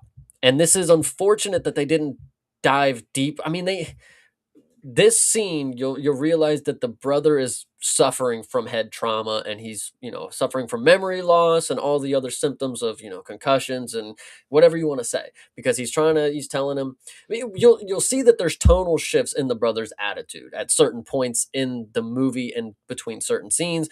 So in this scene, it's not obviously, we just saw them last, fighting with each other, like physically, like the brother punched him, and now they're kind of corridor, like he's telling him, like, this is my favorite place to run. I used to run I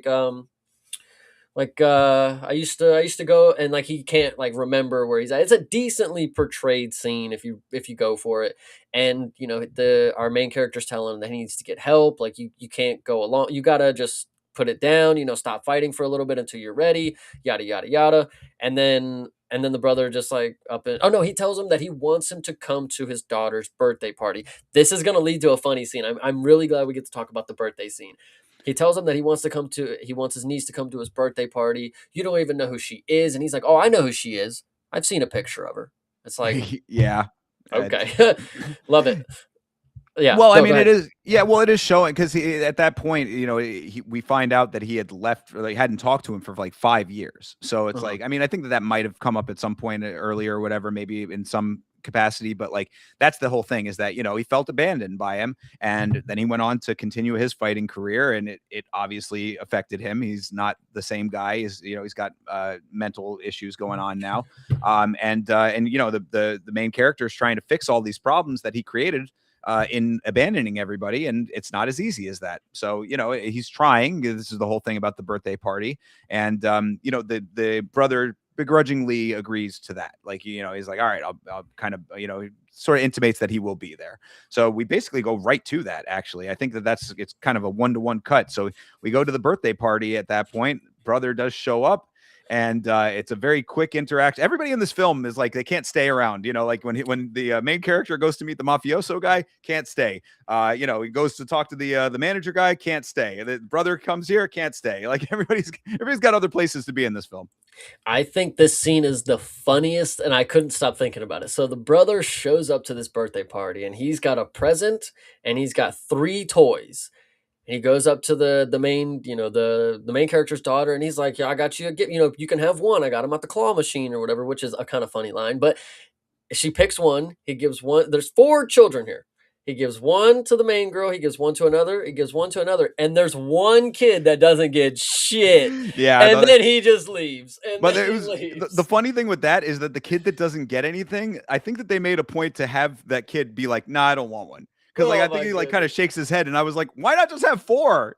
Yeah, dude, that's so bad. Oh, I couldn't stop laughing at this in theater. I'm like, oh man, that kid didn't get nothing, man. Yeah, Jesus. it was funny. But yeah, so he has this gift, and he gives the gift to the kid, and then he basically just blows the fuck out of there. It was like, yeah, About to go make okay. history. Exactly. Yeah. So it's like, I'm gonna go. I got this thing I'm setting up. I'm, about to go make history, whatever. And then he peels out of there, and then we come back to the party later on, and we find out what this present was. What was the present? Dude, and this is again the redheaded girlfriend of our brother character. This is where she sits there and just holds her emotions until the final fucking moment. So she's sitting there, tears just bubbling in her face, like, and you see the little daughter opening a present, and she opens it, and it's like fucking stacks of money, and she's like, "Oh my god, I'm rich." And you see, Patton, whatever, grab the money. He's like, "Oh my god, where did you get this?" And he looks over at the redheaded girl. She's like, "He took it again. I'm sorry." It's That like, yeah, oh that my. that was one of the more ridiculous elements of this film, and yeah, why that character is so ineffectual in general. Which I mean, it's like again, she's like a meek character, I guess, but like you're partially complicit in this whole thing, basically. If like the way that this is all set up. So yeah, she opens the package, the money is in there, whatever. They're asking, what's this about? And then she finally is like kind of like breaking down about like, oh, he took another fight, he's taking a fight, and she's basically there to give us the exposition of what he's doing. But it's like in the reality of this film world, that is a ridiculous thing for you to go there knowing that this is the setup and everything and just be okay with it and let it all unfold as planned. Very Wait, ridiculous. wait for her to open the money too. Like, listen, I gotta tell you, you know what's in that box? You like, he took it the money again. You know why you gotta wait for her to open the money? You gotta That's what wait I for him mean. to grab it and look at it, count it. Like, Yeah, oh, it's absolutely ridiculous. Like she could have in that moment, the second he left, she could have been like, "Guys, let me tell you what's going on here." You know what I mean? Like, because what we're gonna find out here soon. Had she done this 10 minutes earlier, 5 minutes earlier, when we got to the party, when he left to go do his thing, we could have stopped with the inevitable. You know, yeah, yeah, she could have saved, or she could have prevented a very pivotal plot point here.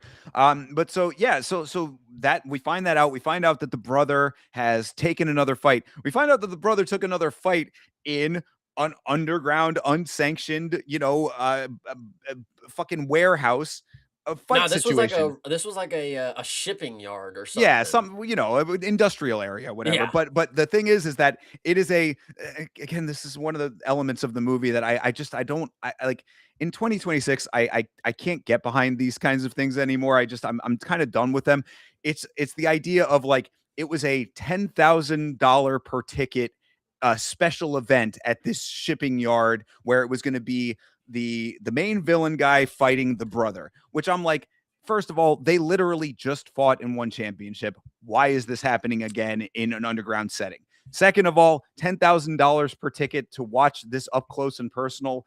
I guess maybe in some reality tracks to some extent, but like I just don't see it being reality. Third of all, and I think most crucial to why I think this is ridiculous, everybody's got the phone. You literally at one point see the POV shot of the live streaming of it. So what the fuck is the point of paying 10 grand to sit there and watch it in person when it's being live streamed in full on real time? Like this is not even a thing that's like, I mean, maybe you could say maybe it's pay-per-view or something like that. I don't know. You can explain it away, but my point is that it's like this is a special event engagement for $10,000 a ticket that is also going out on the internet like any other fighting event. Yeah, no, and this one is an interesting scene because you know we get the setup where we're just in on like a shipping yard, like I said, and you get the manager. He lets our villain know, you know, do one of those spinny thingies, you know, to go. We need views, you know, go ahead and hit him with one of those spinny things, Saying and milk the fight to milk the give them fight. their money's worth here. Absolutely, yeah, they paid 10 grand. Might as well give them something. And this is where you get to see. And I like the villain character. I think right place, right time. I don't think there'll be many more that we see of him per se, but in this scene specifically, if you remember in Bloodsport at the end of the movie where they're just like, show us any kick you can do, we'll just record it and we'll put it in the movie if it looks good enough. They let this dude do about just anything that he could do. And to be fair, he's a pretty muscular guy. If you look at the people that are all middleweights, by the way, this is a middleweight division movie. Our main villain is ginormous, like a DDP style build, and then our brother is like the skinniest person you've ever seen in the movie. There was a point where he looked like horribly frail. Obviously, just got out of a coma. And then our main character, which I don't know if you got this either. They and Ozzy as well. I think they were trying to give us some Volk vibes with our main character. I think Patton kind of had the Volk look. I think this Yeah, I could kind of see that a little bit, I guess, obviously not as short. You can't do that for a movie, but like this, I feel like this was a very Volk inspired like mannerisms kind of. I don't know. Yeah, I mean, now that you say that, I can kind of see it, I guess. But maybe that's just the Aussies. But either way, so yes, we get the villain. He showcases all of these kicks that he could do, and like you've said before, it's very choreographed.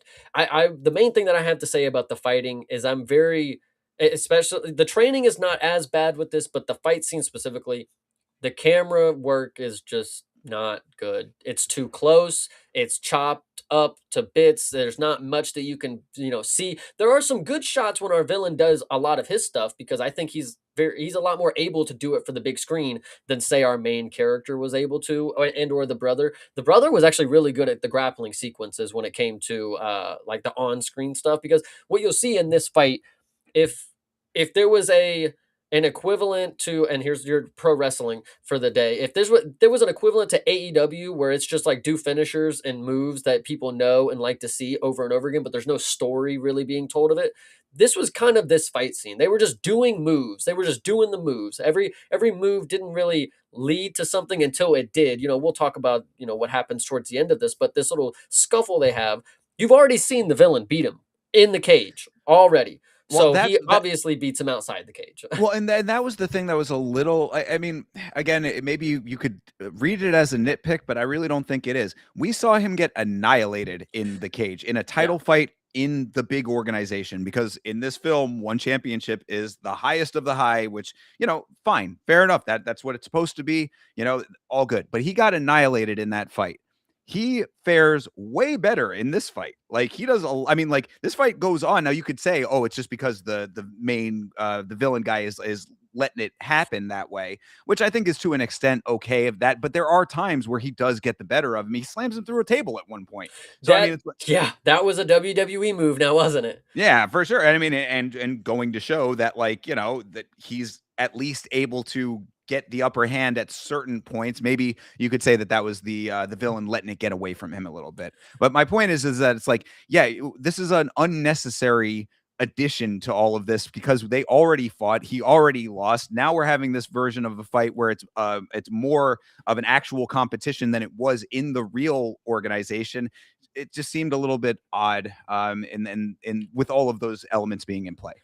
Yeah, and then so obviously we get an extended fight scene outside of the cage. I think this is not that bad of a fight scene. Honestly, it's cool if the camera wasn't so close and doing so many different cuts. But the villain, once again, I mean, he was putting on his best Jean-Claude Van Grau or whatever you want to call it. He was doing some really good stuff. Again, for as big of a dude he is, he was doing some really good kicks on screen. So I want to give him major props. Yeah, and I like I said earlier, I know that when you talk about the camera work being close, like, I mean, I think that it's just like a lot of the current era style of the editing makes it such. But like, I thought that the portrayal of the actual fighting in this film was pretty okay overall. Like, I thought it was serviceable most of the time. Serviceable, yes, but you couldn't. You listen.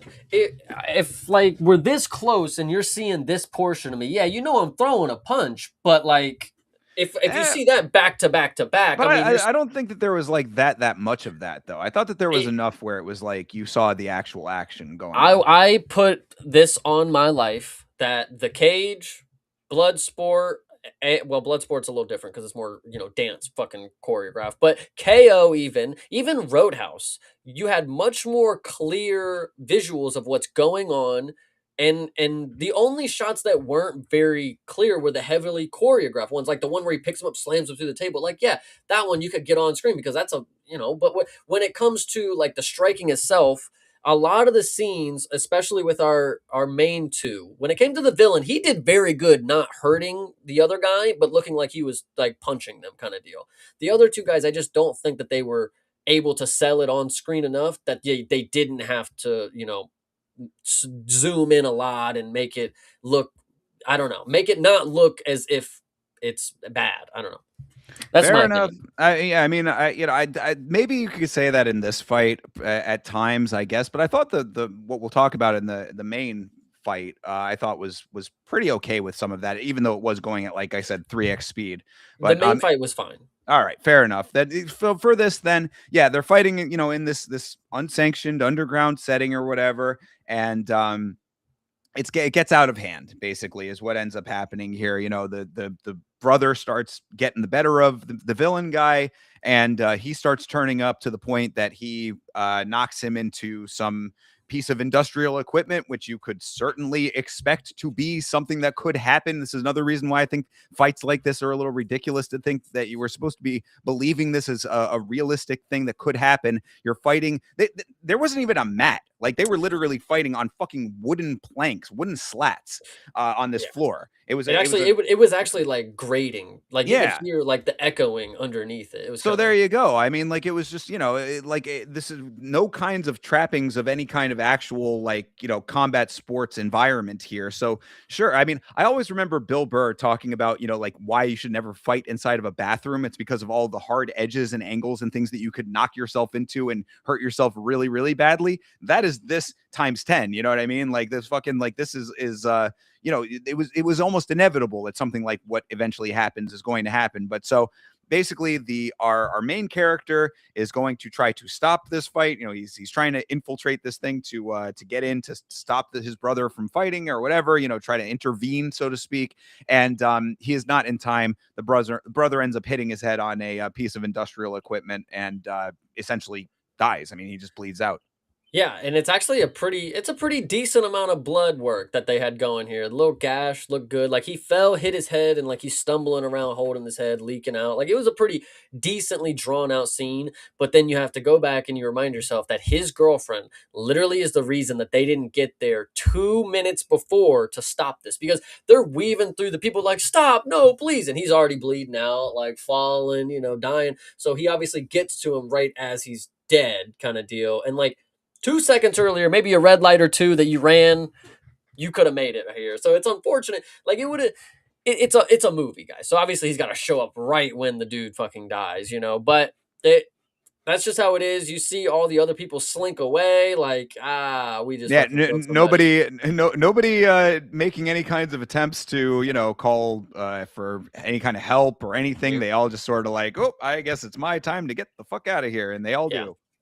Yo, they definitely do. And yeah, this one you get to see some emotion from the main character. He and then I mean after this, do we go right to the funeral after this? Directly. That's another thing about this film of like they don't really like do any kind of like chop ups of like time or anything, which I guess to an extent is not the worst thing. It is a very linear story in that way, but like it really is like if this guy dies, the funeral is next. Yeah. If I say go, if I say that the birthday party is tomorrow or Monday at 5 o'clock, then next scene is Monday at 5 o'clock. Yeah. Like set up and payoff very quickly, very rapidly. So yeah, we end up at the funeral and yeah, the one championship lady is there and she's telling him how great of a fighter the brother was and how great of a fighter he is. Main character she's talking to, and I'm like, we saw the brother get his ass kicked now twice, and we've never seen this guy fight in in active competition at all in this film so far up until this point. True. And then, as he's talking to the one championship lady, you get to see our wife character. She's looking over and she's giving the side eye, like, oh my God, he's talking to you know who, like, please God, don't let it be true. And then I think after this, we get a montage of him drinking. Well, that's the thing. So yeah, okay, I'm glad that you set it up that way. When the wife asks, "What was that about?" She saw him talking to the one championship lady, and he's like, "It was nothing." I'm like, lady, get off of this guy's ass. I like it is so like I get really very sick of these types of relationship dynamics because especially in this version of it, like granted, I've seen it so many times that maybe I'm just so used to it that I'm just like, shut up already. That's me. That can be a personal thing. But with this one, it's annoying because he literally you already went through all this shit. You already went through, I lied to you. I'm sorry about that. We got the money. We're out of it, whatever. She sees him having a conversation and instantly goes back down that same line of discussion. It's like, could you stop? Could you fucking stop? This guy is out here on a goddamn fishing vessel trying to make a living for you people. Like, the wife, the kid now, the new kid on the way. Could you please not be this way? Yeah, absolutely. And this is, I think, the scene where I started to question how long has it been, because the baby is not coming along in any regard. I mean, she hasn't changed one bit. She didn't get like the bump yet at this point. And so you would presume that a coma happened, out of a coma, death, funerals take a long time, I mean, not a long time, but like, whatever you want to say. I mean, yeah, this is the span of maybe like a month max, Yeah. is what it feels So like at least. and then so the next scene where we get to the drinking, this is really funny because it starts off with him in his garage whittling wood. Like it was, he's just a man whittling wood at this point. It's The pretty funny. woodworker over here. Yeah, he's kind of just I don't know, like a model of some sort maybe, but yeah, he was doing some kind of woodworking, listening to But music. Said, "No, turn it up the music. I don't want to talk to you right now." yeah, but the way they set this up was interesting because I thought that they were going to go down the route like she leaves him, because when you see her in this first initial scene, he's whittling his wood and she's talking to him, but you can't hear him. The music's playing or whatever.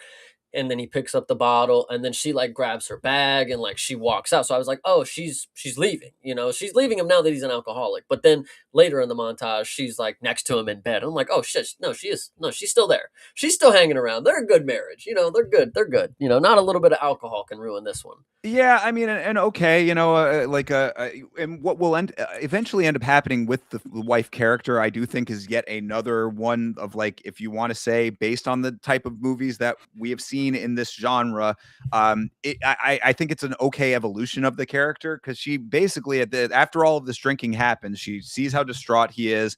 At the funeral, like right after the funeral is over, the villain rolls up on him real quick and just sort of gives him like the side eye so you can see that this is kind of like an evil guy over here, you know, like taunting him while he's at the funeral of the brother. And then there's also an interview that the villain does throughout all of this where he basically says like, yeah, you know, I didn't want him to die. Of course, I feel bad about him dying, but he did sign a waiver. So it's like, you know, I don't really feel all that responsible. And it's really the person you should really be blaming is his pussy ass brother for not taking the fight that I had set up with him. And so it's like he's really antagonizing, like goading the main character on into this fight. So all of this is weighing on our main character. He's drinking. The wife is seeing all of this. You know, he's having like night terrors. He wakes up in the middle of the night at one point, like all freaked out. You know, this is definitely weighing heavily on his psyche. So finally, the wife ends up coming around and she's like, look, you know, I don't like the fighting stuff that you do. I don't like this fighting shit. But like, if it's what you need to do at this point, like, just go do it. And I was like, okay, I mean, I at least can like say that that's somewhat interesting that you like had the wife finally come around to it. We now, granted, in Warrior, we did see that too. The wife finally does end up coming around at the, you know, like towards the end there. You know, like she goes to the fight in that film. So it's like it's not unheard of that that character would do that, but like for the type of way that they set up this character, I was like, okay, at least he's not going to just be like this one note character throughout the whole thing. Yeah, I mean, it must be pretty easy to say, go ahead and go do that now that I'm $50,000 richer. Go ahead, husband, go do whatever the fuck you want. Now that I'm cool, I'm taken care of. You know, Right. it's just how it goes, man. It's just how it goes. So she Well, tells him, get off the bottle and go do that the fight. and that's the thing is it's like, yeah, it's more of her being like, you know, I can't see you like torn up this way anymore or whatever. But yeah, I could see the other side of that too. You know, it's like, yeah, obviously it's easy to say that now. Yeah, for sure. Yeah, but I'm trying to think of what we get after this scene. Do we go back to training? We get some training Training, hard. yep, more, Yep. and now he's actually like taking it seriously, so he's becoming more of the guy he used to be. And there's this one scene where he call back to the cage where they do the multi-man sparring. You know, it's Yeah. like he's the one guy and he's got multiple guys coming at him. And I felt terrible for these training partners. These are his, you know, his teammates basically. And he just Knocking them out. annihilates them. He annihilates three guys in the gym. I was like, that is not a great portrayal of you know, teamsmanship, sportsmanship in a team capacity. And then the best part about this one is you get to see Rosie lean over to Russell Crowe and she's like, he's so crazy. Oh my god, he's an animal in there. And it's like, oh my god. Oh my god, he was so bad earlier and you just made it seem like it was because he just didn't care enough. Like he's old, guys. I don't know. Like you could have made him a little younger. Like I don't know. That well, and that's always going to be one of the overarching points of all of this is that, yeah, I mean, like, granted, they make him out to have been one of the best of all time. You know, he's best middleweight in one championship at one time, whatever. He still is 10 years removed from the sport, a sport that moves insanely quickly. They say that in the film. Oh, the sport's so different. You know, it's like you're going to be in there in a way that you've never been in it before. And like, yeah, that's way fucking true. Like that's truer than you could ever make it out to be. Like 10 years is a fucking eon. It's an eternity in this sport. So, you know, that's like when they have honestly, like one of the things I was thinking in the back of my mind as we were getting to the final showdown kind of thing, I thought literally they were either going to have him shave his beard or fill in the grays in his beard for exactly the point that you make about like people with grays. It's just like when you have the grays, you're probably at a point where it's like you're maybe on the other side of things. Yeah. And so I thought that would have been like one way that you could at least signal that he is maybe still that guy, like, you know, but like they didn't end up doing that. So he's just in there, grayed up. And yeah, I mean, like, you know, we're just supposed to go along with the idea that like after 10 years removed from the most brutal sport in existence, that you could somehow just come back and be that beast again. Yeah, with in prison, mind you. It's not like you just stepped away to go train. No, you were not training one bit. You were in prison, mate. You have no facilities. Well, they did say though that he was fighting every day in prison, so he was We getting did real have that world. portion of it, Yeah, he and was I've getting made that real point world before. experience. This is a great line in the movie because I've always said this. I'm like, "Yo, isn't prison just waking up and fighting every day?" And he's like, "Every other day I was fighting for my life." And I was like, "This movie knows what I'm talking about, man. Love it." Yeah. Yeah, it was So sure. And actually, if there was a scene in this film that I did like, I thought was pretty good, that actually had some decent lines in it. Of course, Russell Crowe is still a good actor at the end of the day, no matter how little you decide to use him. So there was the scene in The Office. This was we already kind of talked about it, but just to bring it up one more time here, where he was giving the backstory of all the prison stuff and like why he did what he did. I thought Russell Crowe was very good. Just because he is just a good actor. So it's like, what you're saying Russell Crowe's not a good actor? What's the facial I expression? well, one, not the greatest I've seen, of course, past his Well, time, I would he say. doesn't But do much in the film, so it's like it's hard to say that he is. But for this scene, I thought he was good. this scene though it was stupid to me because this is a guy who's talking to somebody who just spent the last 10 years in prison and he's mad at him for He not was no, no, no, no, no. He was only in prison for 2 years, but he was that's the whole thing. He was in prison for 2 years, was fighting for that, and then he like left his life behind him. So it's like, yeah, he'd been but out like for 10 total. I also, again, this dude just spent 2 years in prison. How self-centered are you that I know he up and left and got a new whole life. That's fine. He just spent 2 years in prison. Do you want him to go back to the life that he was before? Like, if he didn't contact you when he got out of prison, mate, maybe this is a sign. Maybe this is a sign, Mr. Russell Crowe. I don't know. I don't know, guys. Yeah, This scene right perhaps. here was interesting because he was mad at the dude who, like, why are you mad at your star pupil? Like, bro, you should, you wanna help people learn so they can move on to do better things. Like, this is that Eddie Hearn shit. Like, bro, just because somebody wants to do better doesn't mean they hate you. Like, they don't care. Like, bro, it's just a different set of circumstances, different point of life. This is a great portion right here because it shows you just how much people think that they like own your fucking life. I don't know, bro. This is See, but crazy. this is like a personal thing with you, though, man. I don't know. You seem to have this like callousness about like people who help you don't deserve anything once they've helped you. Like, I mean, I that's I mean, he listen. literally he says I built this entire gym for you, and all I needed was a phone call from you to tell me what was up. Like again, I don't understand why a phone call is so big of a stretch for you, Chase. But Dude spent 2 years in prison. He don't know how to use phones, man. okay, I don't well then know. there you go. But either way, I mean that's just a little aside. I thought what he said in the scene was pretty good, and it establishes why. I mean, I can understand. Yeah, it's like if he did want like need to leave his other life behind, then fair enough. But if you do have people depending on you, like, and you are the star that had, we've built a life together as a team here, like. That I think that there is a modicum of respect that you owe the people around you to at least call them, at least tell them, hey, I'm not coming back. Yeah, I hear you. I don't know. But I think this was regardless, just an interesting scene. fair enough. So, but I mean, but going back to the actual main storyline where we're at here. So yeah, he's taking all of this more seriously now. Rosie's, doing her thing. She's actually, she is acknowledging how great he's becoming, and it's looking like he's actually going to be like fight ready.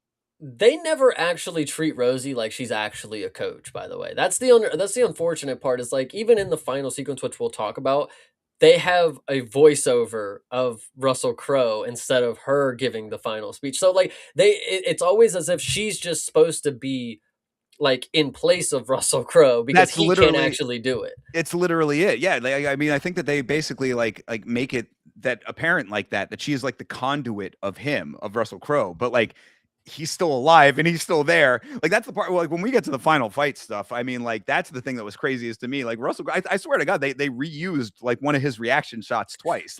Yeah. Like because yeah, we end up getting out to the fight. I mean, because what else happens before that at this point? I mean, like we're basically getting to the final fight at this point, right? Yeah.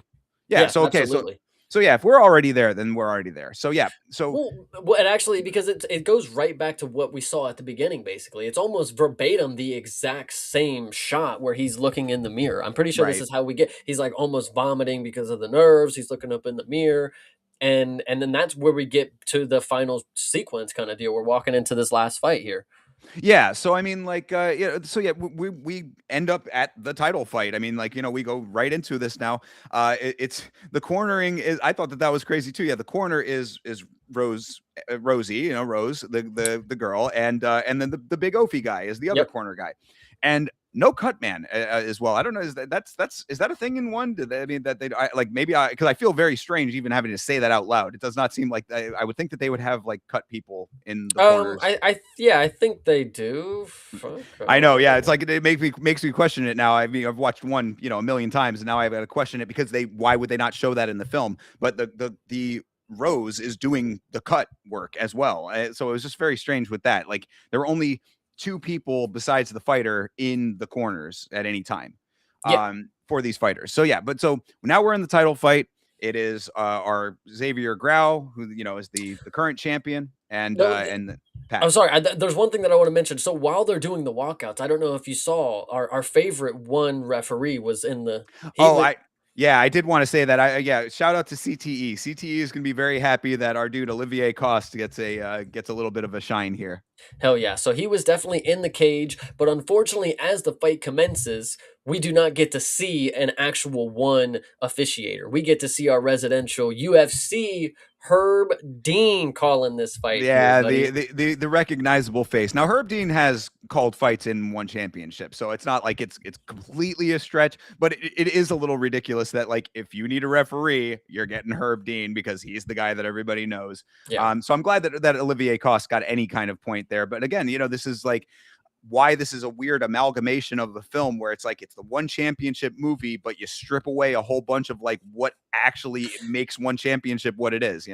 There's the monster logo too in the middle. Like it's almost like they tried to make it a UFC octagon. Did they? I didn't even notice that the Oh, monster logo dude, is on there. 100%. Big Oh monster wow, logo right in the middle. that's wild. I did not even recognize Oh, that. Holy we shit. didn't there was one more thing relevant to one, and this is one of the only other things that they have other than the beginning where they show some of the Asian fighters. I don't know their names, but they are most likely some people that are on the roster.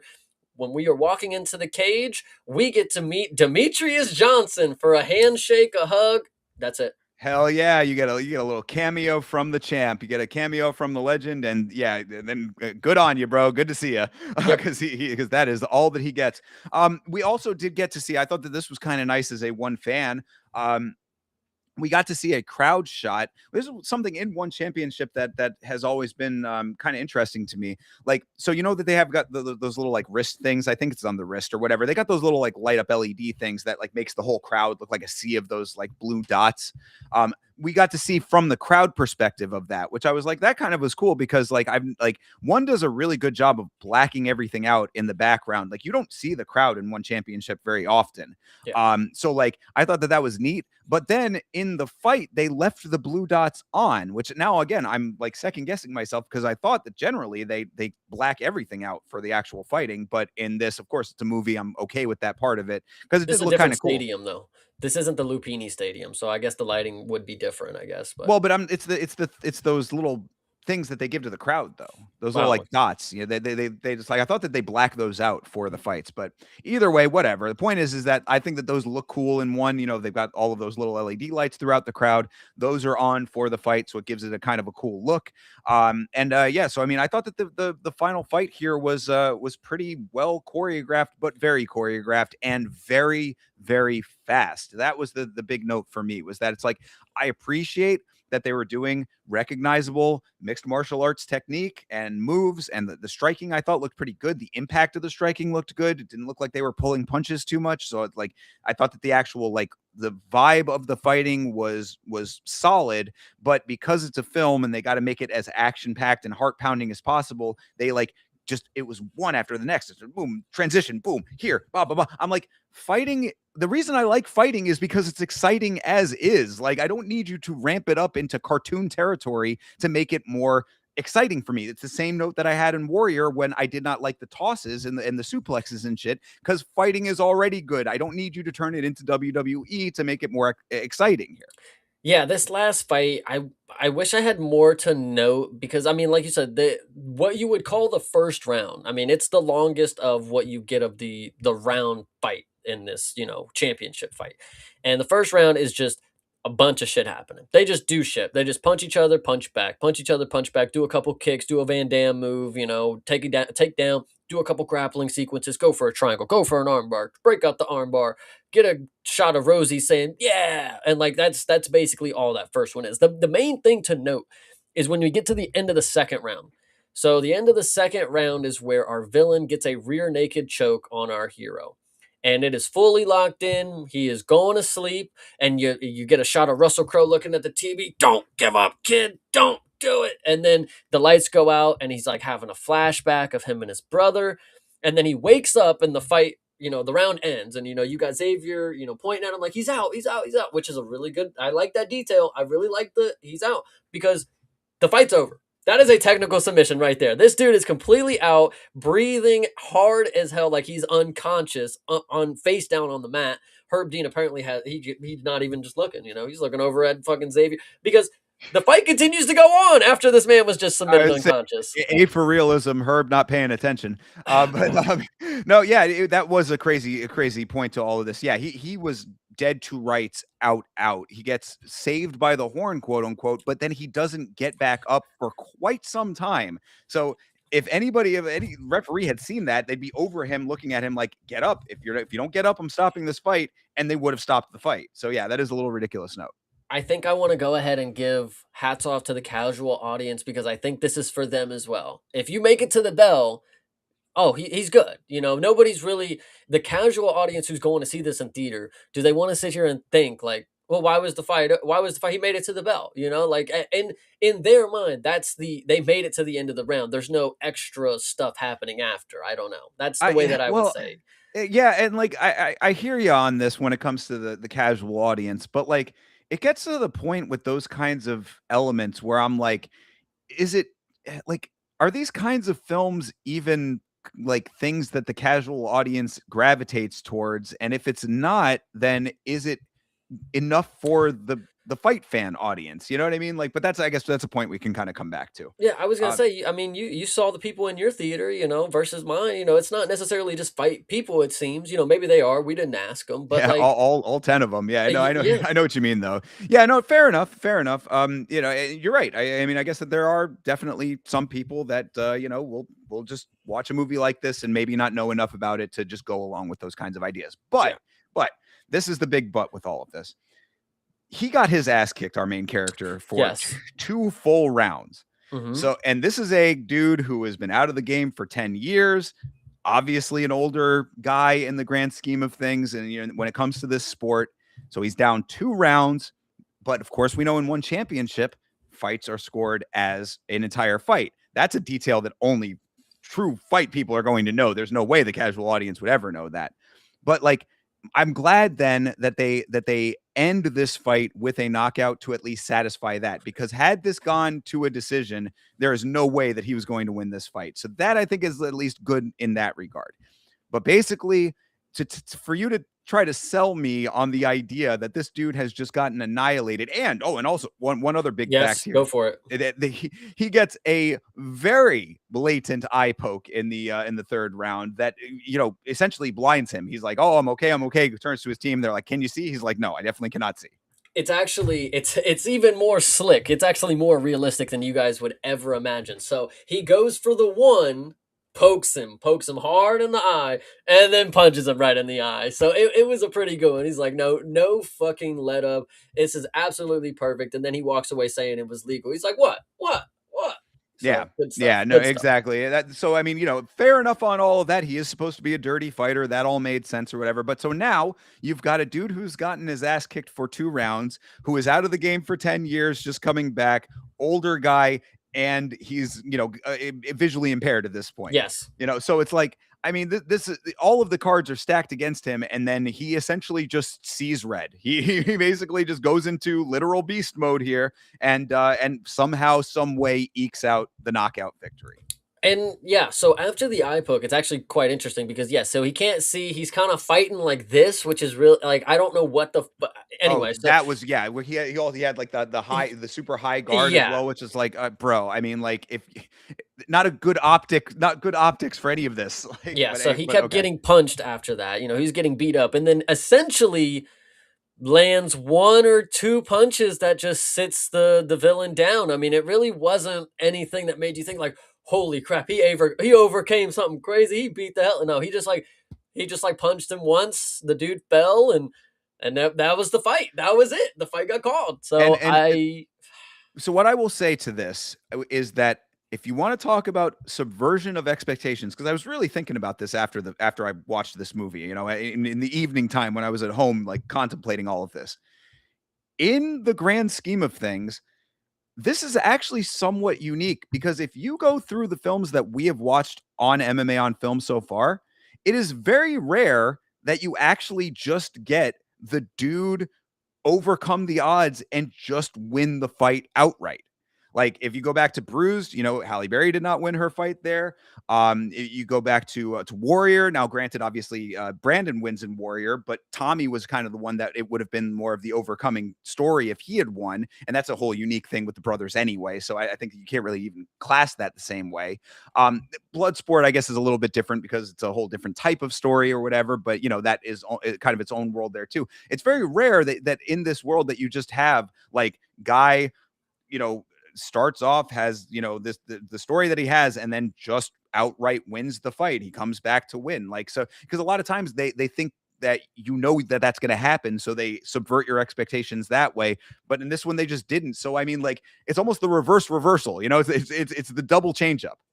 yeah, no, this one is interesting because yeah, after he knocks him out, I mean, celebration ensues, and we get to see there's one thing that I want to know. Obviously we get the wife at home, she's having a good time, she finally came across her husband winning, the blah blah blah blah blah. After he wins, thank god, we love him. Anyway, Always. the villain walks over to try to like shake the hero's hand after this, and then they just cut it out. Like, so he like walks over and like, to like, but then they just don't do anything with it. Like, it just, next scene he's nowhere to be found. It's So funny that you say that too, because he also is clapping for him during the announcement read, which I was like, you'd think after everything that they just went through that this type of a villain would not be the sportsman now, you know? right, yeah, I was very, I was a Killed little. his fucking brother for fuck's sake. I mean, And dude, that's what I'm saying. It's like, yo, what are you walking over to give him props for on beating you, bro? You murdered his brother, like, and no repercussions, by the way, all because he signed a he waiver. signed a waiver, bro. That's all you need to do is you sign a waiver and you can die. Well, it goes back to Warrior. What happened with Tommy after? Did he go to Well, prison? funny that you should bring up Warrior now because yes, you get the celebration. You also get this very specific note from Dom Lau, the announcer, to say he is not only the champion now of one championship after coming out of nowhere essentially to go reclaim the belt, but also $3 million richer.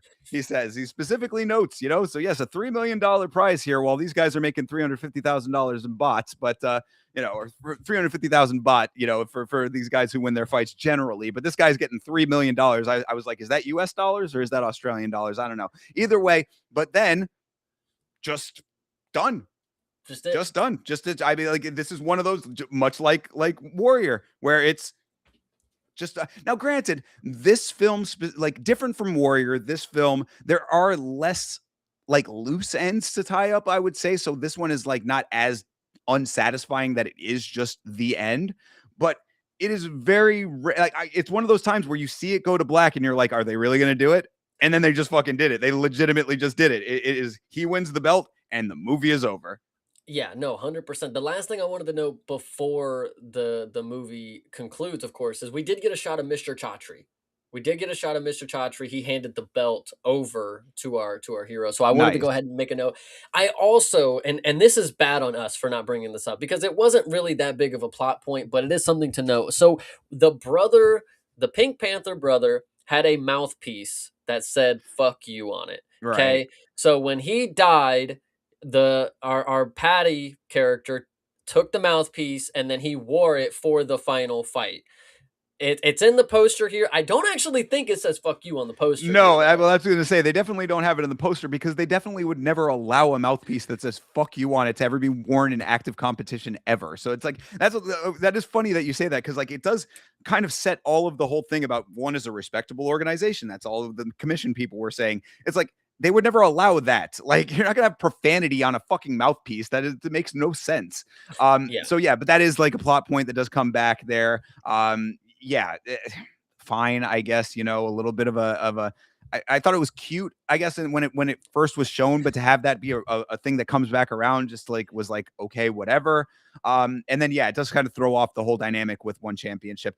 Also, you did mention Chatri. I did want to also note that at the funeral, the one championship lady did say, yes, I'm talking to the main character. She's like, oh yeah, Mr. Chatri sends his regards. He's very upset that he wasn't able to make it.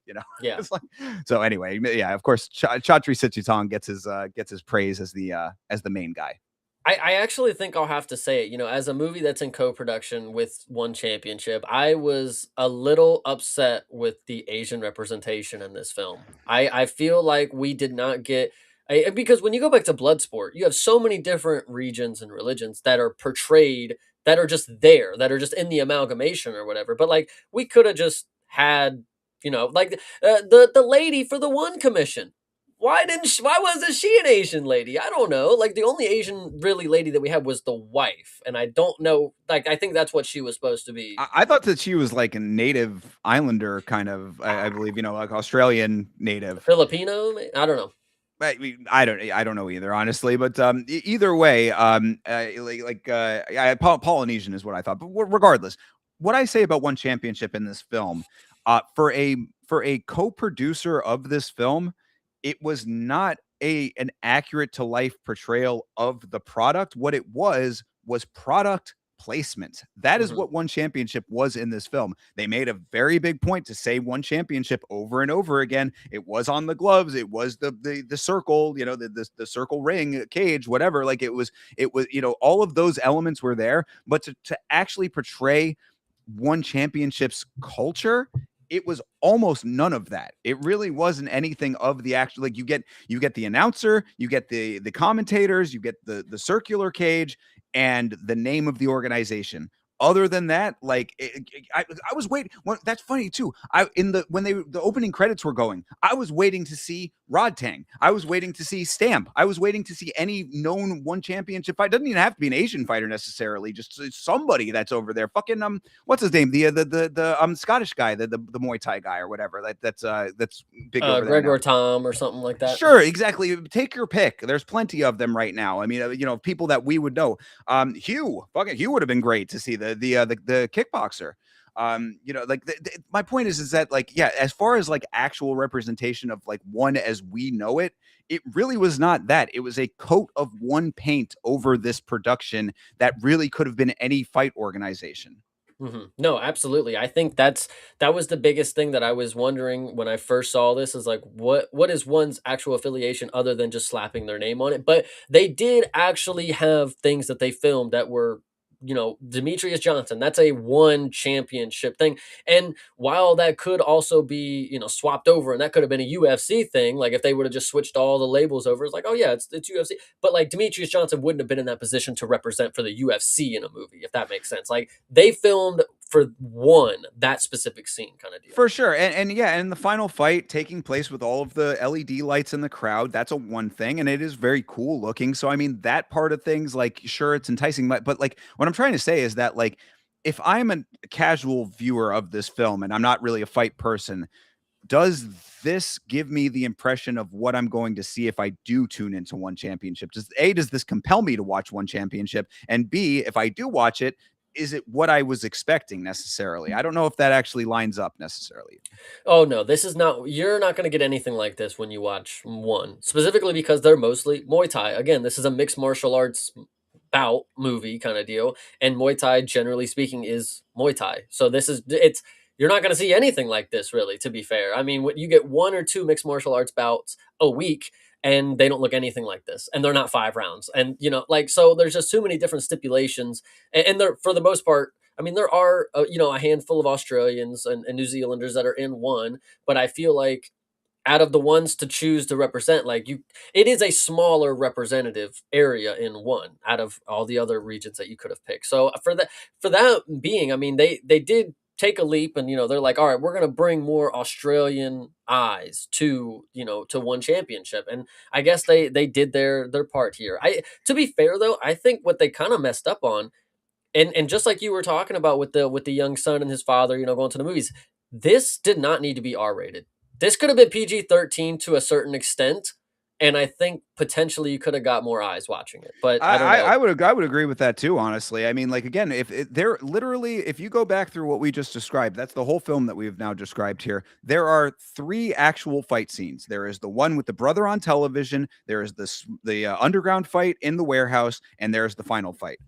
If you cut back on the blood a little bit, you don't really lose anything out of any of those fights. And the only other thing in there that would be anywhere near R rated is swearing. And you Yeah, could have certainly cut back on that too. So yeah, I think that this could have been way more accessible as a PG-13 film. But I guess maybe they thought that you needed to make it R-rated to make it more alluring. I don't know. It's in a weird gray area with that because it's not so extreme that an R rating is necessary, but it is an extreme subject matter, so maybe they thought they needed to be R-rated regardless. true, fair. I mean, I can see why, but I think the takeaway at the end of the day when you see a film like this, or if you're wanting to go see this film, just know Russell Crowe does jack shit in this. Yeah, it is true. I mean, Russell Crowe is basically there to talk. He talks. He moves around in very limited capacities because he is a disabled character. He prays at a shrine for a very brief amount of time. I guess there's your little representation of Asian culture, even though no Asian people are actually represented in that. So yeah, there really is not much that you get out of Russell Crowe aside from a couple of instances of him acting because he is an actor. Yeah, As far as the main character, I thought Daniel McPherson is a likable guy. When you said the Volk comparison, like I do see that. And if that's who he was kind of basing his like portrayal on, because he does have sort of a buoyant like nature to him when he's not in a fight capacity. He can get himself to the right point when it is fighting. So I was pretty okay with all of that when it came to him. Yeah, I'd say that the side characters are somewhat weak in this film. Uh, and yeah, I mean, and again, the story itself is really just a bit of a hodgepodge with a couple of little twists that are somewhat unique to this, but not so satisfying that it makes it like, wow, this is a must see film. I this one, I pleasantly enjoyed it. I was watching it with mostly a straight face. I wasn't, actively just fucking into it. It's not the greatest film of all time. It's not the best action film that you've seen. It's not the greatest narrative, but it is a fun time to get out and go to the theater and see a movie. I think one, if I'm here to promote mixed martial arts, guys, this is a mixed martial arts movie. I think you guys should go see it. Well, But I so okay, mean, I mean, then yeah, you bury the lead, but let's do our wrap things here then. okay. So, as a film, what would you rate this film? As a film, gosh, the narratives could have been better. There was a lot of stuff that they as a film, I'm gonna give it a 6. I'm gonna give it a 6. Yeah, 6 seems about right to me too as a film by itself. I thought that from a fighting fan perspective, like some of the details in the fight world elements made me like okay, but like as far as like an actual just like watch a movie goes, yeah, I mean, I don't even know, man. I mean, maybe a 5.5 might even be okay for me for this one. And maybe I'm being a little bit overly critical, perhaps. But I just thought that they could do a lot more with what this was. And again, you also have to take into consideration we watch a lot of MMA related films, so I'm like, I need a little bit more out of it, perhaps even from a movie perspective. You know what I mean? Yeah. Like to make the MMA perspective elevated. I need the movie elements to be more, and I don't really think that I got too much out of this in that regard. I thought it was essentially somewhat forgettable, to be perfectly honest. Like, so yeah, I think I'm gonna go with. I'll be generous and give it a 6 too, but I think that is being somewhat generous, and a 5.5 would also be acceptable. Yeah, So, yeah, I think it's unfortunate that before you watch this movie, you get to see the trailers for some mixed martial arts movie that looks pretty fucking sick named The Furious. oh, dude. Because I couldn't stop thinking about some of the shots that I saw there, and I was like, "Man, how are they gonna compete? What am I gonna see in this movie that makes me think not about that, but about this?" And unfortunately, there really wasn't that kind of deal. The fact that there's even a cage in Furious, and then seeing this film, I was like, yeah, I can't wait to review that one. So 100%. yes, you are. Yeah, I'm with you on that. So all right. So that being said, then as an MMA film, what would you rate this film? As an MMA film, does it give you an idea of what it's like to be a mixed martial artist at the highest level? No. Does it showcase you a lot of skills and maneuvers that you would see in professional mixed martial arts? Yes. Is it the best camera work? No, but it is still showcasing you what you would see in the professional version of this. It did a great job showcasing fouls and flagrants. We did not actually say in the final fight, but there was a part where our character put his arm over the cage, and Herb Dean said, "Hey, get your arm out of there." And I was like, that's a stupid little inclusion, but fuck it. I love it. I mean, you did, that is true. The random things happen, and, you got the eye poke, you got him complaining, you got him, the technical submission or whatever, these things you would see, and I think as a mixed martial arts film, I didn't love it as but as I break it down, I think this is probably a 7 or an 8. I'm going to give a 7.5 as a mixed martial arts film. Yeah. Wow. I mean, it's crazy how often you and I are in lockstep on these things. Because yeah, I would give it I'd give it an 8 as far as a mixed martial arts film. Honestly, I thought that the aside from the speed of it, I thought that the actual portrayal of the fighting was pretty good. That especially really mostly in the final fight is what you're getting the most out of when it comes to that. So I got to base a lot of it on that. But yeah, I thought that was really good. I thought that for a fight person, the little minor twists and turns that the story takes within like the stuff with the commission and things like that. I thought that that was interesting.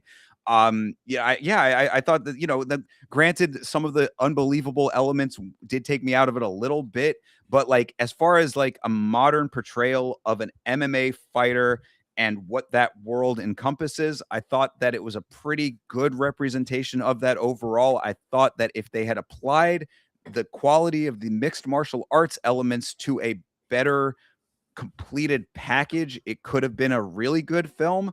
But if you average those two together, it still does not equal out to be a completely satisfying experience to me. So that yeah, I guess that's where I land with that. I do think it is a good portrayal of interesting elements in mixed martial arts, and like I said, it's very rare in mixed martial arts films, based on what we have reviewed and what we'll continue to review, that you just get the guy who you think should win and deserves to win the whole thing to just actually do it. So cool for that subversion, I suppose. Yeah.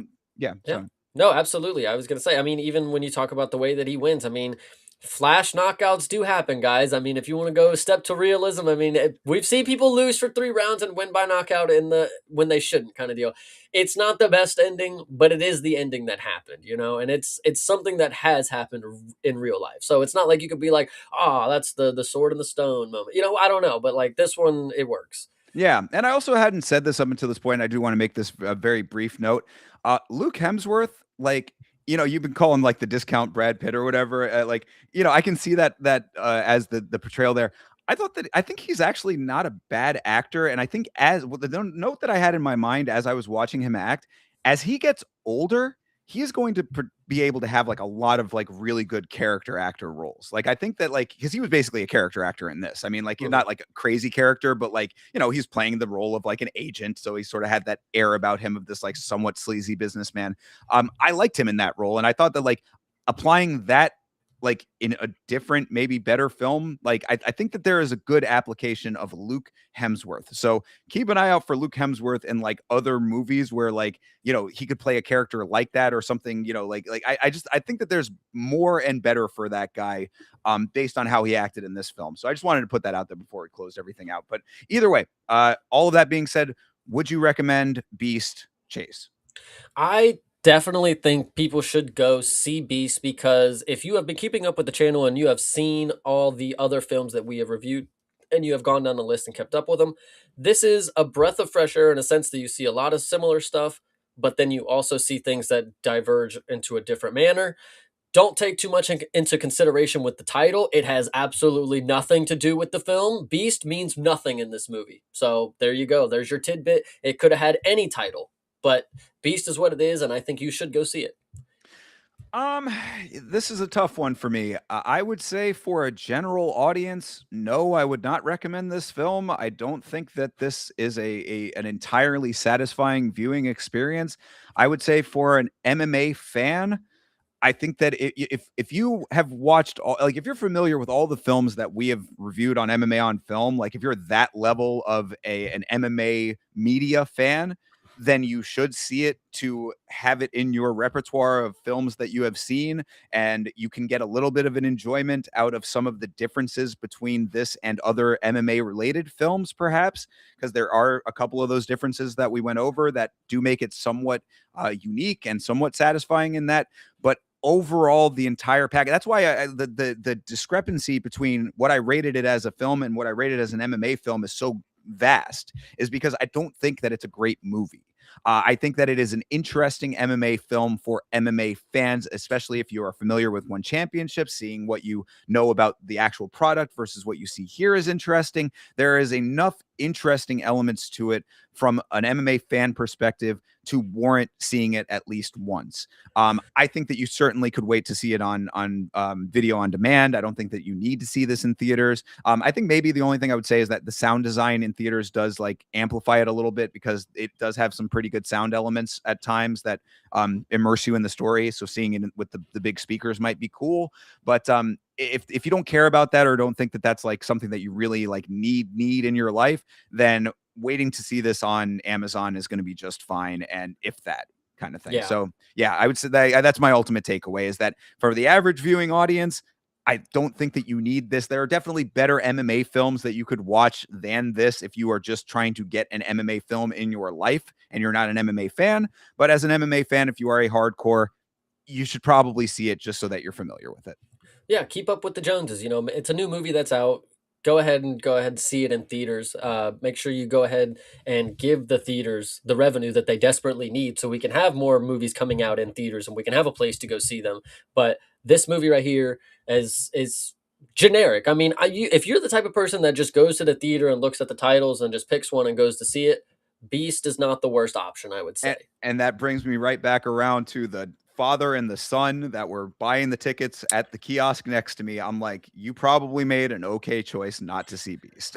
Yeah, yep, Um, definitely. but I also do agree with you on this, in the sense that, yeah, I mean, see movies in theaters, period. Like I Mhm. do think that there is a great value and a great something that is going to be severely lacking and missed in our lives if we do not have movie theaters. I hear all the conversation about movie theaters going away, and obviously the viewership and the attendance of the theaters that Chase and I were in is an indication of that.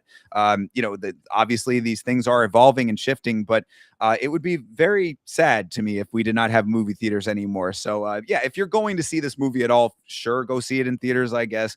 But see, maybe pick a different movie to see in theaters and then see this one on VOD. I don't know. Either way, support movie theaters and watch this one with the knowledge that we've now given you. Yeah, 100%. This was not the worst time I had. Yeah, I wouldn't say it was the worst time I had either. I definitely never felt that it was dragging at any point. It's a 2-hour film, and I thought it moved pretty well. So, I mean, it was not an unenjoyable viewing experience, but as far as a satisfying one, that's where I kind of like a little shaky on. Yeah, 100%. All right, so I guess then that would be about it. Chase, any final thoughts on this thing? No, I think that's it. I'm really glad that we got to watch it last night, you know, the day before it officially released, and then we got to release the review the day of the release date, or whatever you want to say. So I'm very happy we got to do this. Same here, absolutely. I hope that us jumping around and not being 100% lockstep with all of the plot details was not too much of a hassle to sit through and listen. Hopefully you're able to follow along with the basics of all of this.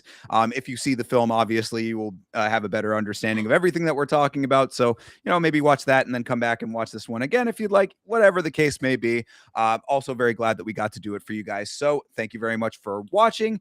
Let us know what you want us to review on MMA on film in the comments below. Of course, we are going to be picking our next film at some point in the near future. Bloodsport is out now. The edited version of Bloodsport is out on the Yama channel, youtube.com/@YamaShow.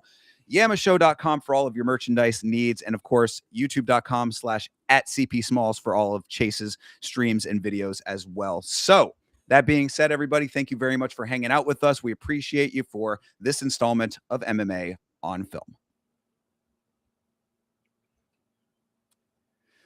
And now the actual ending, as always. Guys, appreciate you. I know we had a couple people in the chat.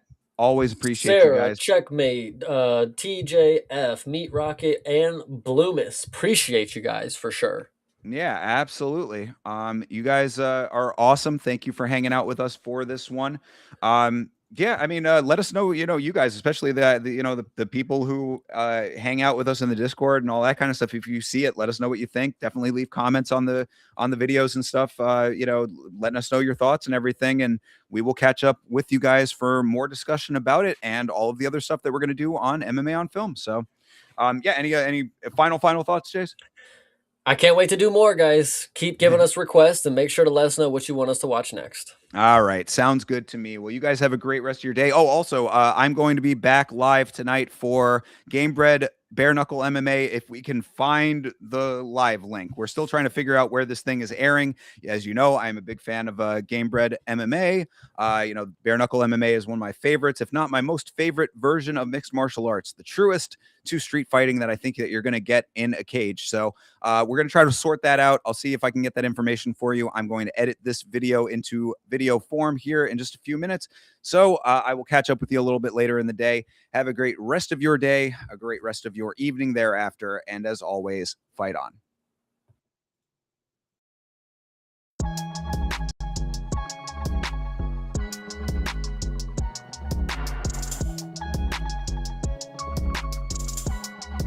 It's